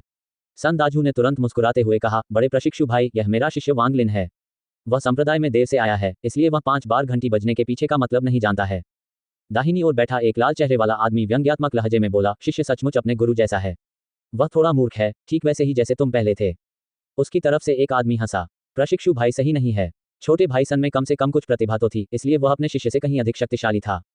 सुन दाजू का चेहरा कुछ देर के लिए लाल और सफेद हो गया। उसने वांग लिन को कड़ी नजर से देखा। वह नाक भान सिकोड़कर वांग लिन को नजरअंदाज कर बैठा। नीले गाउन वाले आदमी ने भौहें सिकोड़ी। उसने वांग लिन को एक बार और देखा और फिर उसे भूल गया और कहा, जैसा कि पहले कहा गया था, इन 4 वर्षों के गहन प्रशिक्षण से परिणाम अवश्य मिलेंगे। हमें जुबान दाओ जोंग के खिलाफ प्रतियोगिता में जीतना होगा। आज से आप पीछे वाले पहाड़ में प्रवेश करेंगे। प्रत्येक व्यक्ति को अपना स्वयं का खेती का स्थान उपलब्ध कराया जाएगा। इस बार संप्रदाय आप सभी के उपयोग के लिए 10,000 क्यूई एकत्रीकरण गोलियां प्रदान करेगा। इस दौरान तुम में से कोई भी पहाड़ नहीं छोड़ सकता। सभी आंतरिक शिष्यों ने एक स्वर में उत्तर दिया। नीले गाउन वाले व्यक्ति ने सिर हिलाया और कहना जारी रखा, मुझे आशा है कि 4 साल में आप में से कोई एक बैंगनी वस्त्र वाला शिष्य बन जाएगा। बैंगनी वस्त्रधारी शिष्य का अर्थ है मूल शिष्य, जो आंतरिक शिष्यों से कहीं अधिक महत्वपूर्ण है। इसे भूल जाओ, इसे स्वयं अनुभव करो। अब तुम सब पीछे वाले पहाड़ पर चले जाओ और कोई तुम्हें खेती की जमीन तक ले जाएगा। जब उन्होंने अपनी बात समाप्त की तो उन्होंने अपनी आस्तीनें हिलाई और उनमें से एक सफेद रोशनी निकली। एक बार हॉल का चक्कर लगाने के बाद वह गुर्राया, खोलो। श्वेत प्रकाश अचानक फैल गया और शीघ्र ही सभी आंतरिक शिष्यों को अपने में समाहित कर लिया। जाना। नीले गाउन वाले आदमी की गरजने की आवाज के बाद सफेद रोशनी चमक उठी और मुख्य हॉल से गायब हो गई। वांग लिन को अपने शरीर में गर्माहट महसूस हुई। पलक झपकते ही उसने स्वयं को एक घाटी के अंदर पाया। इस स्थान पर अन्य स्थानों की तुलना में बहुत अधिक आध्यात्मिक ऊर्जा थी। चारों ओर से पानी की आवाजें सुनाई दे रही थीं। उन्होंने उस क्षेत्र का निरीक्षण किया और पाया कि अन्य आंतरिक शिष्य आपस में बातचीत कर रहे थे। इस घाटी में कोई भी पौधा नहीं था। यह एक चट्टान थी जिसमें मधुमक्खी के छत्ते की तरह कई छेद बने हुए थे। कुछ छेदों को विशाल चट्टानों से बंद कर दिया गया था। अचानक वांग लिन ने देखा कि कोई उसे देख रहा है। उसे लगा कि कोई उसे देख रहा है। उसने पलट कर देखा तो वांग झुओ उसकी ओर ठंडी मुस्कान के साथ मुस्कुरा रहा था। उसी समय चट्टान के एक छेद से एक युवक बाहर आया। वह बैंगनी रंग के कपड़े पहने हुए था और सभी को उदासीनता से देख रहा था। उन्होंने कहा, साथी प्रशिक्षु भाइयों और बहनों, ये हेंगयू संप्रदाय के पीछे के पहाड़ हैं। जहां तक पीछे के पहाड़ की बात है, ये वास्तव में हैंग्यू संप्रदाय का पिछला भाग नहीं है, बल्कि 500 वर्ष पूर्व कई आत्मा परिवर्तन चरण विशेषज्ञों द्वारा आंतरिक शिष्यों के लिए निर्मित एक साधना स्थल है। इस स्थान पर सामान्य से कहीं अधिक आध्यात्मिक ऊर्जा है। चूंकि तुम यहाँ हो, इसलिए तुम्हें खेती पर ध्यान देना चाहिए, वरना हम वरिष्ठों को तुम्हें पीछे के पहाड़ से बाहर निकालने के लिए दोष मत दो। वांग लिन ने इस बैंगनी कपड़े पहने युवक को पहचान लिया। वह व्यक्ति था जिसने वांग लिन की आध्यात्मिक ऊर्जा तरल खरीदी थी। यह अफवाह थी कि वह पहले से ही क्यूई संक्षेपण की छठी परत पर था और वह बहुत अप्रत्याशित था। वांग लिन ने अपना सिर नीचे कर लिया। इस तरह की साजिश को वह अच्छी तरह समझता था क्योंकि वह पहले भी उसे खतरनाक स्थिति में डाल चुका था। मेरे पास 7वीं परत और उससे नीचे के लिए मंत्र हैं। यदि आप उस स्तर तक पहुंच गए हैं लेकिन आपके पास मंत्र नहीं है तो मेरे पास आइए। एक बार मैं आपकी जांच कर लूंगा, फिर मैं इसे आपको दे दूंगा। जहां तक अभ्यास करने के स्थान का प्रश्न है, इनमें से किसी भी ऐसी गुफा को चुना जा सकता है जो सील बंद न हो। यहाँ क्यू गैदरिंग गोलियों की बोतलें हैं। प्रत्येक बोतल में 50 गोलियां होती हैं और इसे साल में एक बार फिर से भरा जाएगा। जब उन्होंने बोलना समाप्त किया तो उन्होंने अपना हाथ हिलाया और 50 सफेद बोतलें जमीन पर गिर पड़ीं। कुछ आंतरिक शिष्य आगे बढ़े और एक बोतल ले ली, फिर साधना क्षेत्र के प्रवेश द्वार की तलाश करने लगे। एट नोवेल बिन एट। वांग लिन ने गहरी सांस ली। क्योंकि उसने उस समय छद्म गोली ले ली थी, इसलिए उस व्यक्ति को उसकी पहचान नहीं पता थी, इसलिए वह उसके पास गया और एक बोतल ले ली। झांग कूंग एक तरफ खड़ा होकर भीतर के शिष्यों को एक एक करके बोतलें लेते हुए देख रहा था जब उसने अचानक वांग लिन को देखा। उसके चेहरे पर अजीब भाव था और उसने पूछा, तुम्हारा नाम क्या है? ऐसा कैसे हुआ कि आप अभी तक क्यूई संघनन की पहली परत तक भी नहीं पहुंच पाए हैं? तुम्हारा स्वामी कौन है? ईएन। जाहिर है उसका नाम कैन जी से बदलकर झांग कूंग हो गया है। जो कुछ भी। वांग लिन रुक गया और पीछे मुड़ा। उन्होंने आदरपूर्वक कहा, वरिष्ठ भाई, मेरा नाम वांग लिन है। मेरे स्वामी सुन दाजू हैं। मेरी प्रतिभा में कमी है, इसीलिए मैं अभी तक पहली परत तक नहीं पहुंच पाया हूं। झांग कूंग दंग रह गया। वे मुस्करा उठे, आप वांग लिन हैं। मैंने आपके बारे में पहले भी सुना है। यद्यपि प्रतिभा महत्वपूर्ण है, लेकिन दृढ़ता भी महत्वपूर्ण है। चूंकि आपकी प्रतिभा में कमी है, इसलिए आपको और भी अधिक मेहनत करनी होगी। वांग लिन ने तुरंत वादा किया, ये चट्टान तुम्हारे लिए बहुत ऊंची है क्योंकि तुम अभी पहली परत पर भी नहीं हो। मैं आपको उद्वाहक दूंगा। झांग कूंग ने अपनी आस्तीनें हिलाईं। वांग लिन के पैरों के नीचे एक अदृश्य शक्ति प्रकट हुई और उसे तब तक धकेलती रही जब तक वह एक गुफा के सामने नहीं पहुंच गया। वांग लिन ने झांग कूंग को आदरपूर्वक धन्यवाद दिया। जब वह घूमकर गुफा में दाखिल हुआ तो उसका चेहरा तुरंत काला पड़ गया। यदि वह इस प्रशिक्षु भाई से पहले न मिला होता तो वह कृतज्ञ होता, लेकिन उसका वास्तविक स्वरूप देखने के बाद वह निस्संदेह इस छोटे से उपकार को हृदय से न लेता। गुफा बड़ी नहीं थी, वहां केवल एक पत्थर का बिस्तर और दीवार पर एक लीवर था। वांग लिन आगे बढ़ा और लीवर खींच दिया। अचानक एक भीषण आवाज सुनाई दी क्योंकि एक विशाल चट्टान नीचे गिरी और गुफा को पूरी तरह से बंद कर दिया। गुफा की दोबारा सावधानीपूर्वक जांच करने और कुछ भी गलत न पाए जाने पर वांग लिन उस स्थान से बहुत संतुष्ट हुआ। जब उन्होंने संदाजू की तलाश की तो वह संप्रदाय के बाहर साधना करने के लिए एक स्थान की तलाश करना चाहते थे। यद्यपि उन्हें अस्वीकार कर दिया गया था, लेकिन वर्तमान परिस्थिति ने उन्हें ऐसी जगह पहुंचा दिया जो उनकी मूल योजना के काफी करीब थी। एकमात्र कमी यह थी कि गुफा के अंदर पानी का कोई स्रोत नहीं था। वांग लिन की साधना मुख्यतः आध्यात्मिक ऊर्जा द्रव पर निर्भर थी, लेकिन उसके थैले में बहुत सारा बर्फ का पानी इकट्ठा हो गया था, इसलिए यह उसके लिए कुछ समय तक उपयोग के लिए पर्याप्त होगा। उन्होंने घाटी के अंदर पानी की आवाजें भी सुनी। जब तक वह थोड़ा सावधान रहे, पानी कोई समस्या नहीं होगी। इस पर विचार करने के बाद उन्होंने रहस्यमय मन का निकाला और अपना पहला बंद दरवाजे का प्रशिक्षण शुरू किया। समय उड़ गया और पलक झपकते ही 2 वर्ष बीत गए। उन 2 वर्षों के दौरान वांग लिन या तो अपनी आकर्षण तकनीक का अभ्यास कर रहा था, लेकिन उसे अकेलापन बिल्कुल भी महसूस नहीं हुआ। यद्यपि वास्तविक दुनिया में उन्हें 2 वर्ष हो गए थे, परंतु वास्तव में उन्हें 13 वर्षों तक बंद कमरे में प्रशिक्षण दिया गया था। यहाँ की आध्यात्मिक ऊर्जा बहुत समृद्ध थी। वह बहुत प्रभावित हुआ। यद्यपि इसकी तुलना आध्यात्मिक ऊर्जा द्रव से नहीं की जा सकती थी, परंतु जब भी वह वास्तविक दुनिया में प्रतीक्षा कर रहा था तो उसने पाया कि आध्यात्मिक ऊर्जा पीछे के पहाड़ों के बाहर की तुलना में कम से कम 2 गुनी सघन थी। दूसरी परत से शुरू करके उनकी खेती बहुत धीमी हो गई। स्वप्न स्थान में 6 वर्ष से अधिक समय तक साधना करने के बाद वह दूसरे स्तर की सीमा तक पहुंच गया। इसके बाद उन्होंने तीसरी परत में प्रवेश करने का काम शुरू किया। अनगिनत प्रयासों के बाद अंततः वह सफल हो गया। लेकिन जो बात उसे उलझन और परेशानी का कारण बन रही थी वह ये थी कि 7 वर्षों के बाद, यद्यपि वह पहले ही तीसरी परत के शिखर पर पहुंच चुका था, वह चौथी परत में प्रवेश नहीं कर सका, चाहे उसने कितनी भी कोशिश की हो। ऐसा नहीं था कि उनमें आध्यात्मिक ऊर्जा की कमी थी। हर बार जब वह महत्वपूर्ण बिंदु पर पहुंचता तो उसे ऐसा महसूस होता कि कोई रहस्यमय शक्ति उसे रोक रही है। और क्यूई संघनन की यह तीसरी परत भी अजीब थी। ये पहली या दूसरी परत से भिन्न था, जहां एक बार शिखर पर पहुंचने के बाद वह और अधिक आध्यात्मिक ऊर्जा को संघनित नहीं कर सकता था। हालांकि वांग लिन को लगा कि वह सीमा तक पहुंच गया है, लेकिन तीसरी परत की कोई सीमा नहीं थी। यदि वह साधना जारी रखता तो उसकी आध्यात्मिक ऊर्जा बढ़ती रहती और उसका शरीर रूपांतरित होता रहता। इससे वांग लिन को बहुत आश्चर्य हुआ, लेकिन उसने इस बारे में बहुत सोचा, लेकिन उसे कोई जवाब नहीं मिला।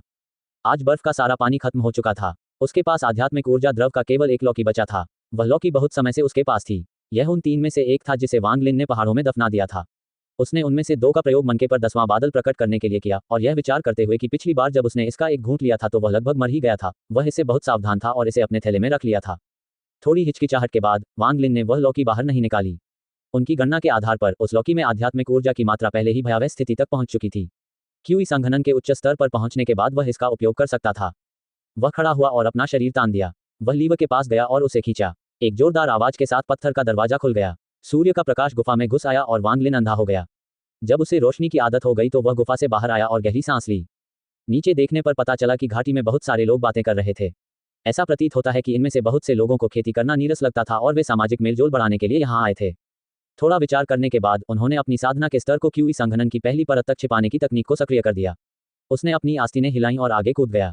उसका शरीर धीरे धीरे जमीन पर तैरने लगा। स्वप्नलोक में बिताए 13 वर्षों में उन्होंने आकर्षण तकनीक में पूरी तरह से महारत हासिल कर ली थी। अब उसे मंत्र बोलने की भी आवश्यकता नहीं थी, उसे केवल इसका प्रयोग करने की इच्छाशक्ति की आवश्यकता थी। जैसे कि अब वह अपने शरीर पर आकर्षण तकनीक का प्रयोग कर रहा था।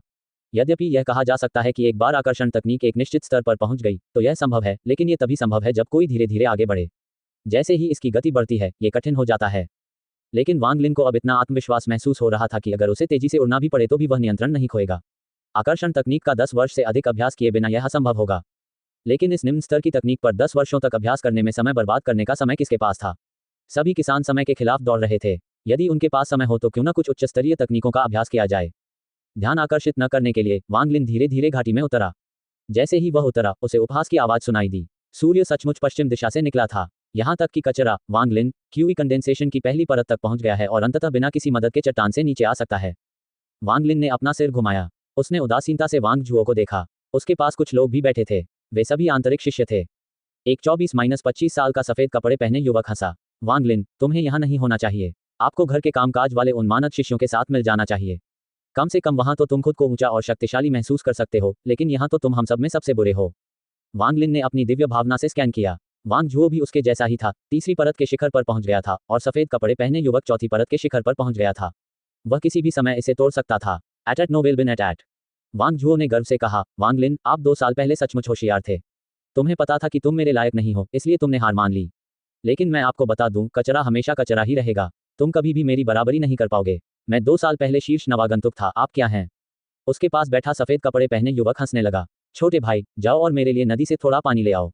आपके बड़े भाई की तबीयत ठीक है, इसलिए मैं आपको कुछ सुझाव दे सकता हूँ। बोलते समय उसने एक बोतल फेंकी। वह वांग लिन के पैरों पर आ गिरा। वांग लिन चुप रहा और सफेद कपड़े पहने युवक को देखता रहा। सफेद कपड़े पहने युवक ने उपेक्षापूर्ण दृष्टि से कहा, इसका क्या मतलब है?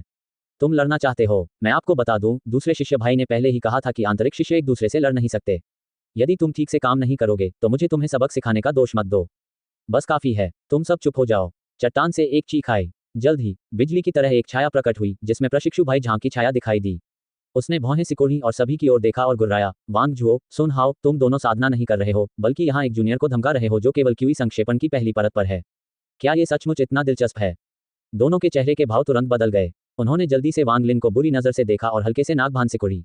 इसके बाद उन्होंने कुछ और नहीं कहा। वे स्पष्ट रूप से अपने वैवाहिक भाई झांग से डरते थे। प्रशिक्षु भाई झांग की नजर वांग लिन पर पड़ी और उन्होंने उतनी ही कठोरता से कहा, वांग लिन, तुम्हें वास्तव में नहीं आना चाहिए था, लेकिन चूंकि तुम यहाँ हो इसलिए तुम्हें ठीक से साधना करनी चाहिए। साधना की दुनिया में शक्ति ही सब कुछ है। वांग लिन ने सिर हिलाया। वह थोड़ा झिझका और पूछा, प्रशिक्षु भाई झांग, मेरा एक प्रश्न है। क्यूई संक्षेपण की पहली परत के शिखर पर पहुंचने के बाद चाहे मैं कुछ भी करूं, मैं दूसरी परत में क्यों नहीं पहुंच सकता? वांग जुओ ने नाक भान सिकोड़ते हुए कहा, अपनी प्रतिभा के साथ अपने जीवन काल में दूसरी परत तक पहुंचने के बारे में सोचना भी मत। प्रशिक्षु भाई झांग ने वांग जुओ को ठंडी नजर से देखा और कहा, सफल होने की कुंजी वास्तव में आपकी प्रतिभा से जुड़ी है। कुछ लोगों को सफल होने के लिए बस कुछ प्रयासों की आवश्यकता होती है, जबकि अन्य को सैकड़ों या हजारों वर्षों की आवश्यकता होती है या वे अपने जीवन में कभी भी सफल नहीं हो पाते हैं। वांग लिन ने एक उदास अभिव्यक्ति प्रकट की और अचानक पूछा, प्रशिक्षु भाई झांग, क्या हर परत को तोड़ना इतना मुश्किल है? क्या दूसरे से तीसरे और तीसरे से चौथे तक ब्रेक करना उतना ही कठिन है? प्रशिक्षु भाई झांग ने सिर हिलाया, हाँ, ये चरण जितना बाद का होगा उतना ही कठिन होगा, विशेषकर तीसरी से चौथी और पांचवीं से छठी परत। प्रशिक्षु भाई झांग के उत्तर ने कुछ अन्य शिष्यों को भी आकर्षित किया। एक महिला शिष्या ने अचानक पूछा, प्रशिक्षु भाई, तीसरे से चौथे स्तर पर जाने में इतनी कठिनाई क्या है? मैं फिलहाल तीसरे स्तर पर हूँ। वांग लिन उस व्यक्ति को जानता था जो बात कर रहा था। ये जो नाम की लड़की थी जिसका वांग हो पीछा कर रहा था।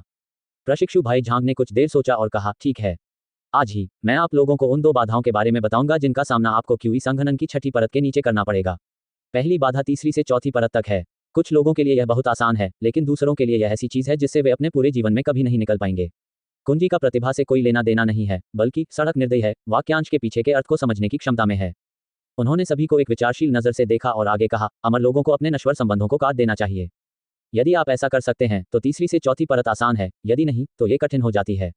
जहां तक 5वीं से 6ठी परत पर बाधा का सवाल है, तो वह आपके शरीर में आध्यात्मिक ऊर्जा की गुणवत्ता में परिवर्तन है। आध्यात्मिक ऊर्जा धीरे धीरे आपके शरीर को बदलती है और उस बिंदु पर यह गहरे परिवर्तन करना शुरू कर देती है। इसके लिए बड़ी मात्रा में आध्यात्मिक ऊर्जा की आवश्यकता होती है, इसलिए यह एक ऐसी बाधा बन गई है जो बहुत से लोगों के लिए बाधा बन गई है। जब वांग लिन ने सुनना समाप्त किया तो वह स्तब्ध रह गया और चुपचाप विचार करने लगा। अन्य आंतरिक शिष्यों के चेहरे पर अलग अलग भाव थे और वे लगातार प्रश्न पूछते रहे। जब तक अंधेरा नहीं हो गया तब तक सभी लोग तितर बितर नहीं हुए। वांग लिन पानी की आवाज का पीछा करते हुए भौहें सिकोड़ते हुए घाटी में भटकता रहा। जल्द ही उसके सामने एक झील दिखाई दी। पानी से आध्यात्मिक ऊर्जा की हल्की सुगंध निकल रही थी। वांग लिन गया और थोड़ा पानी पी लिया। यद्यपि यह आध्यात्मिक ऊर्जा द्रव की बराबरी नहीं कर सकता था, फिर भी इसमें उसकी आध्यात्मिक ऊर्जा को बढ़ाने में पर्याप्त सहायता थी।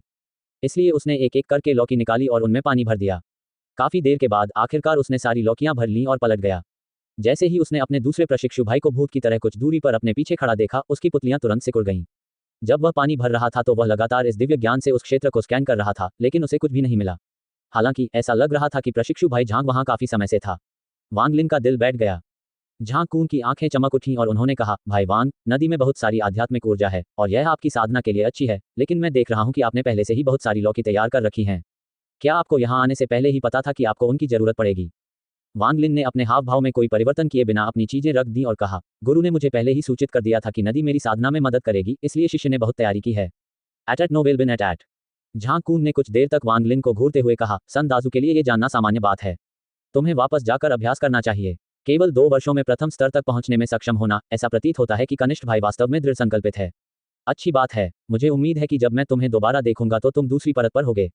वांग लिन ने अपने हाथ जोड़े और चले गए। अपनी गुफा में वापस लौटने के बाद ही उसे अंततः थोड़ा आराम मिला। उसके कपड़े पसीने से भीगे हुए थे। अच्छी बात यह है कि उसने अपने साधना स्तर को छिपाने के लिए लगातार तकनीक का उपयोग करने के लिए खुद को प्रशिक्षित किया, अन्यथा अगर झांग को पता चल जाता कि वह पहले से ही तीसरे स्तर पर पहुंच चुका है तो वह निश्चित रूप से संदिग्ध हो जाता। अगर झांग ने उसे मारने की कोशिश की तो उसके पास जवाबी हमला करने की शक्ति नहीं होगी। वांग लिन ने चुपचाप खुद को याद दिलाया, अमर और नश्वर एक ही हैं। इसके कई अलग अलग प्रकार हैं। वास्तव में अमर लोग नश्वर लोगों की तुलना में बहुत अधिक क्रूर होते हैं, इसलिए मुझे किसी को भी यह नहीं बताना चाहिए कि मेरे पास ये रहस्यमय मन का है। गुफा को फिर से बंद करने के लिए लीवर खींचने के बाद वांग लिन पैर मोड़कर बैठ गया और फिर से साधना करने लगा। सभी नश्वर इच्छाओं और संबंधों को काट देने का सिद्धांत इन चीजों को उनकी साधना से विचलित करने से रोकना था, लेकिन हेंग्यू संप्रदाय में प्रवेश करने के बाद वांग लिन ने पाया कि अधिकांश अमर न केवल अपनी इच्छाओं से खुद को अलग नहीं करते हैं, बल्कि और भी बदतर हो जाते हैं।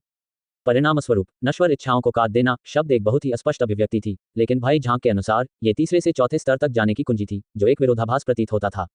काफी समय तक उलझन में रहने के बाद भी कोई सुराग न मिलने पर वांग लिन को पता चल गया कि वह अपने परिवार से कभी भी संबंध नहीं तोड़ सकता। भाग्यशाली बात यह थी कि तीसरी परत पहली 2 परतों की तरह नहीं थी। यद्यपि वह आगे नहीं बढ़ सका, फिर भी उसकी आध्यात्मिक ऊर्जा बढ़ती गई। अंत में उन्होंने चौथी परत तक शीघ्रता से पहुंचने का प्रयास छोड़ दिया और अपनी आध्यात्मिक ऊर्जा को बढ़ाने में लगे रहे। समय जल्दी ही बीत गया। 1 साल, 2 साल, पता ही नहीं चला कि 2 साल और बीत गए। वांग लिन पिछले 4 वर्षों से बंद कमरे में प्रशिक्षण ले रहा था। उन्होंने इस साधना के लिए आध्यात्मिक ऊर्जा जल बनाने हेतु पुनः जल भरने के लिए गुफा को एक बार फिर से छोड़ा। वास्तविक दुनिया में बिताए 4 वर्षों के परिणामस्वरूप स्वप्नलोक में 25 वर्ष व्यतीत हुए। बंद दरवाजे के प्रशिक्षण से पहले के समय को शामिल करते हुए वांग लिन 27 या 28 वर्षों से साधना कर रहा था। उसका क्यूई संक्षेपण स्तर अभी भी तीसरी परत पर अटका हुआ था, लेकिन उसके शरीर में आध्यात्मिक ऊर्जा की मात्रा अभी भी बढ़ रही थी। ये 4 वर्षों के गहन प्रशिक्षण का अंतिम दिन था। बाहर से एक अहंकारी आवाज गूंजी, साथी प्रशिक्षु भाइयों और बहनों, 4 साल पूरे हो गए हैं। जल्दी से बाहर आओ, मुखिया यही हैं, आप सबको वापस भेजने की तैयारी कर रहे हैं। चट्टान पर स्थित सभी गुफाएं खुल गईं। आंतरिक शिष्य एक एक करके उनमें से बाहर निकल गए। वांग लिन ने इस दिव्य अनुभूति के साथ महसूस किया कि इन 40 से अधिक लोगों ने पिछले 4 वर्षों में यहाँ प्रशिक्षण के दौरान बहुत अच्छी सफलता प्राप्त की है। वांग झुओ पहले ही 5वीं परत के शिखर पर पहुंच चुका था और 6ठी परत में प्रवेश करने के लिए तैयार था। ऐसी ही स्थिति में कई अन्य लोग भी थे। सबकी खेती बहुत बढ़ गई थी। जू नाम की लड़की तीसरे स्तर पर थी और जहां तक भाई झांग का सवाल है, वह पहले से ही 6ठे स्तर पर था। उसे स्पष्ट रूप से यह महसूस हुआ कि उसकी साधना बाकी सभी से भिन्न थी। अभी जब उन्होंने अपनी दिव्य इंद्रिय का प्रयोग करके सभी को देखा तो ऐसा लगा जैसे किसी ने ध्यान ही नहीं दिया। जो नाम की लड़की ने पहले ही कहा था कि वह 2 साल पहले तीसरी परत तक पहुंच गई थी, लेकिन वांग लिन के स्कैन में उसने पाया कि वह अभी भी तीसरी परत पर थी और उसमें कोई वृद्धि नहीं हुई थी। वांग लिन को एक अनुमान था। ऐसा लगता था कि दूसरों की तीसरी परत उनकी तरह नहीं थी, बिना किसी सीमा के। स्थिति का विस्तार से विश्लेषण करने के बाद उन्हें लगा कि इसका संबंध स्वप्नलोक में उनकी साधना से था। पिछले 4 वर्षों में उन्होंने मन के कई रहस्यों का अनुभव किया था। स्वप्नलोक में साधना करते समय वह महसूस कर सकता था कि उन चमकते हुए गोले से प्रकाश निकल रहा था जो उसके शरीर द्वारा अवशोषित हो गया। जहां तक उन चमकते हुए गोले का प्रश्न है, उसने कुछ समय तक उनका विश्लेषण किया था, लेकिन अभी भी उनका सही उपयोग नहीं जान पाया था। वांग लिन ने अब अपने साधना स्तर को छिपाने के लिए इस तकनीक का उपयोग नहीं किया, क्योंकि पहाड़ों जैसी जगह में 4 साल की साधना ही यह सब समझाने के लिए पर्याप्त कारण था। कोई भी यह नहीं जानता था कि 20 वर्ष पहले स्वप्न समय में वह पहले ही तीसरी परत तक पहुंच चुका था। इसके अलावा पिछले 20 से अधिक वर्षों से वह लगातार अपनी आकर्षण तकनीक का अभ्यास कर रहा था और यह एक भयानक स्तर तक पहुंच गया था। वास्तव में झाओ देश में कोई भी व्यक्ति ऐसी बुनियादी तकनीक का अभ्यास करने में 20 साल नहीं लगाएगा। अचानक आकाश से एक सफेद रोशनी चुपचाप प्रकट हुई और सभी को ढक लिया। गर्माहट का एहसास फिर से हुआ, लेकिन इस बार वांग लिन ने एक अंतर महसूस किया। एट नोवेल बिन एट। प्रकाश में अजीब प्रतीकों की हल्की चमक दिखाई दे रही थी। प्रतीक एक साथ आकर एक भंवर का रूप ले लिया जिसने तुरंत ही सभी को अपनी ओर खींच लिया और वे घाटी से गायब हो गए। जब वे पुनः प्रकट हुए तो वे मुख्य हॉल में थे। संप्रदाय का मुखिया अभी भी नीला गाउन पहने हुए वहीं बैठा था। उनके बगल में कई बुजुर्ग बैठे थे। उसी क्षण कई शक्तिशाली दिव्य इंद्रियों ने उन्हें स्कैन किया। संप्रदाय प्रमुख मुस्कुराया। उन्होंने सिर हिलाया और कहा, कई साल बीत गए हैं और मुझे बहुत खुशी है कि आप सभी ने काफी प्रगति की है। बहुत अच्छा। अब सभी शिष्य जो 5वीं परत या उससे ऊपर पहुंच गए हैं वहीं रहेंगे। बाकी तुम लोग जाओ और अपने स्वामियों को इन 4 वर्षों में अपनी फसल के बारे में बताओ। 3 दिन में जुबान दाओ जोंग यहाँ होंगे। इस बार हमें जीतना ही होगा। जहां तक कपड़ों में बदलाव की बात है तो ये सब प्रतियोगिता के बाद किया जाएगा। सभी लोगों ने एक स्वर में उत्तर दिया। 5वीं परत से नीचे के सभी शिष्य चले गए। वांग लिन ने चारों ओर देखा और उसे सुन दाजू दिखाई नहीं दिया। हॉल से बाहर निकलने के बाद वांग लिन सुन दाजू के जड़ी बूटी के बगीचे में चला गया। उन्होंने अपनी दिव्य इंद्रिय को भेजा और पाया कि द्वार पर लगी मुहर उन्हें बिल्कुल भी नहीं रोक रही थी, इसलिए उनकी दिव्य इंद्रिय बगीचे में चली गई और उन्होंने वहां सुन दाजू को खेती करते हुए पाया। सन दाजू को अपनी दिव्य अनुभूति का बिल्कुल भी एहसास नहीं हुआ। यह मुहर जो पहले उसे भयभीत करती थी अब दोषों से भरी हुई प्रतीत हो रही थी। अब उसे लगा कि अगर वह इस मुहर को तोड़ना चाहे तो आसानी से तोड़ सकता है। वांग लिन ने अपनी दिव्य भावना को वापस ले लिया और सम्मानपूर्वक पुकारा, शिष्य वांग लिन गुरु का अभिवादन करने के लिए यहाँ हैं। जब सन दाजू ने यह सुना तो वह थोड़ी देर के लिए हिचकिचाया। काफी देर तक सोचने के बाद उन्हें कुछ याद आया कि 4 साल पहले उन्होंने वांग लिन नामक एक शिष्य को स्वीकार किया था। फिर उन्होंने वांग लिन को गहन प्रशिक्षण के लिए भेजा। उन्हें यकीन नहीं था कि उस कचरे से कोई सुधार हुआ है या नहीं। अपनी जिज्ञासा के कारण उसने बगीचे का द्वार खोला और अहंकार से कहा, तो फिर अंदर आ जाओ। वांग लिन अंदर आया। सन दाजू ने वांग लिन की जांच की और कहा, आप तीसरी परत तक पहुंचने में कामयाब रहे। वांग लिन ने सिर हिलाया और सम्मानपूर्वक कहा, शिष्य ने इन 4 वर्षों में कड़ी मेहनत की है और बड़ी मुश्किल से तीसरे स्तर तक पहुंच पाया है। सुन दाजू ने कुछ बार पलकें झपकाईं। उसे याद आ गया कि उसने वांग लिन को अपना शिष्य क्यों स्वीकार किया था। उन्हें याद आया कि वे तब तक प्रतीक्षा करेंगे जब तक ये शिष्य प्रथम स्तर तक नहीं पहुंच जाता और आत्मा खोज तकनीक का प्रयोग नहीं करता, लेकिन कुछ देर तक हिचकिचाने के बाद उन्होंने हार मानने का निर्णय कर लिया। आखिरकार इतने साल बीत चुके थे और अपनी खुद की खेती को कम करने की प्रतिक्रिया इसके लायक नहीं लग रही थी। सन दाजू ने वांग लिन की ओर देखा और कहा, ठीक है, चूंकि अब तुम तीसरे स्तर पर पहुंच गए हो, तुम सन दाजू के सच्चे शिष्य हो और चूंकि तुम मेरे एकमात्र शिष्य हो, इसलिए आज से तुम वापस आ सकते हो और फिर से यहाँ रह सकते हो।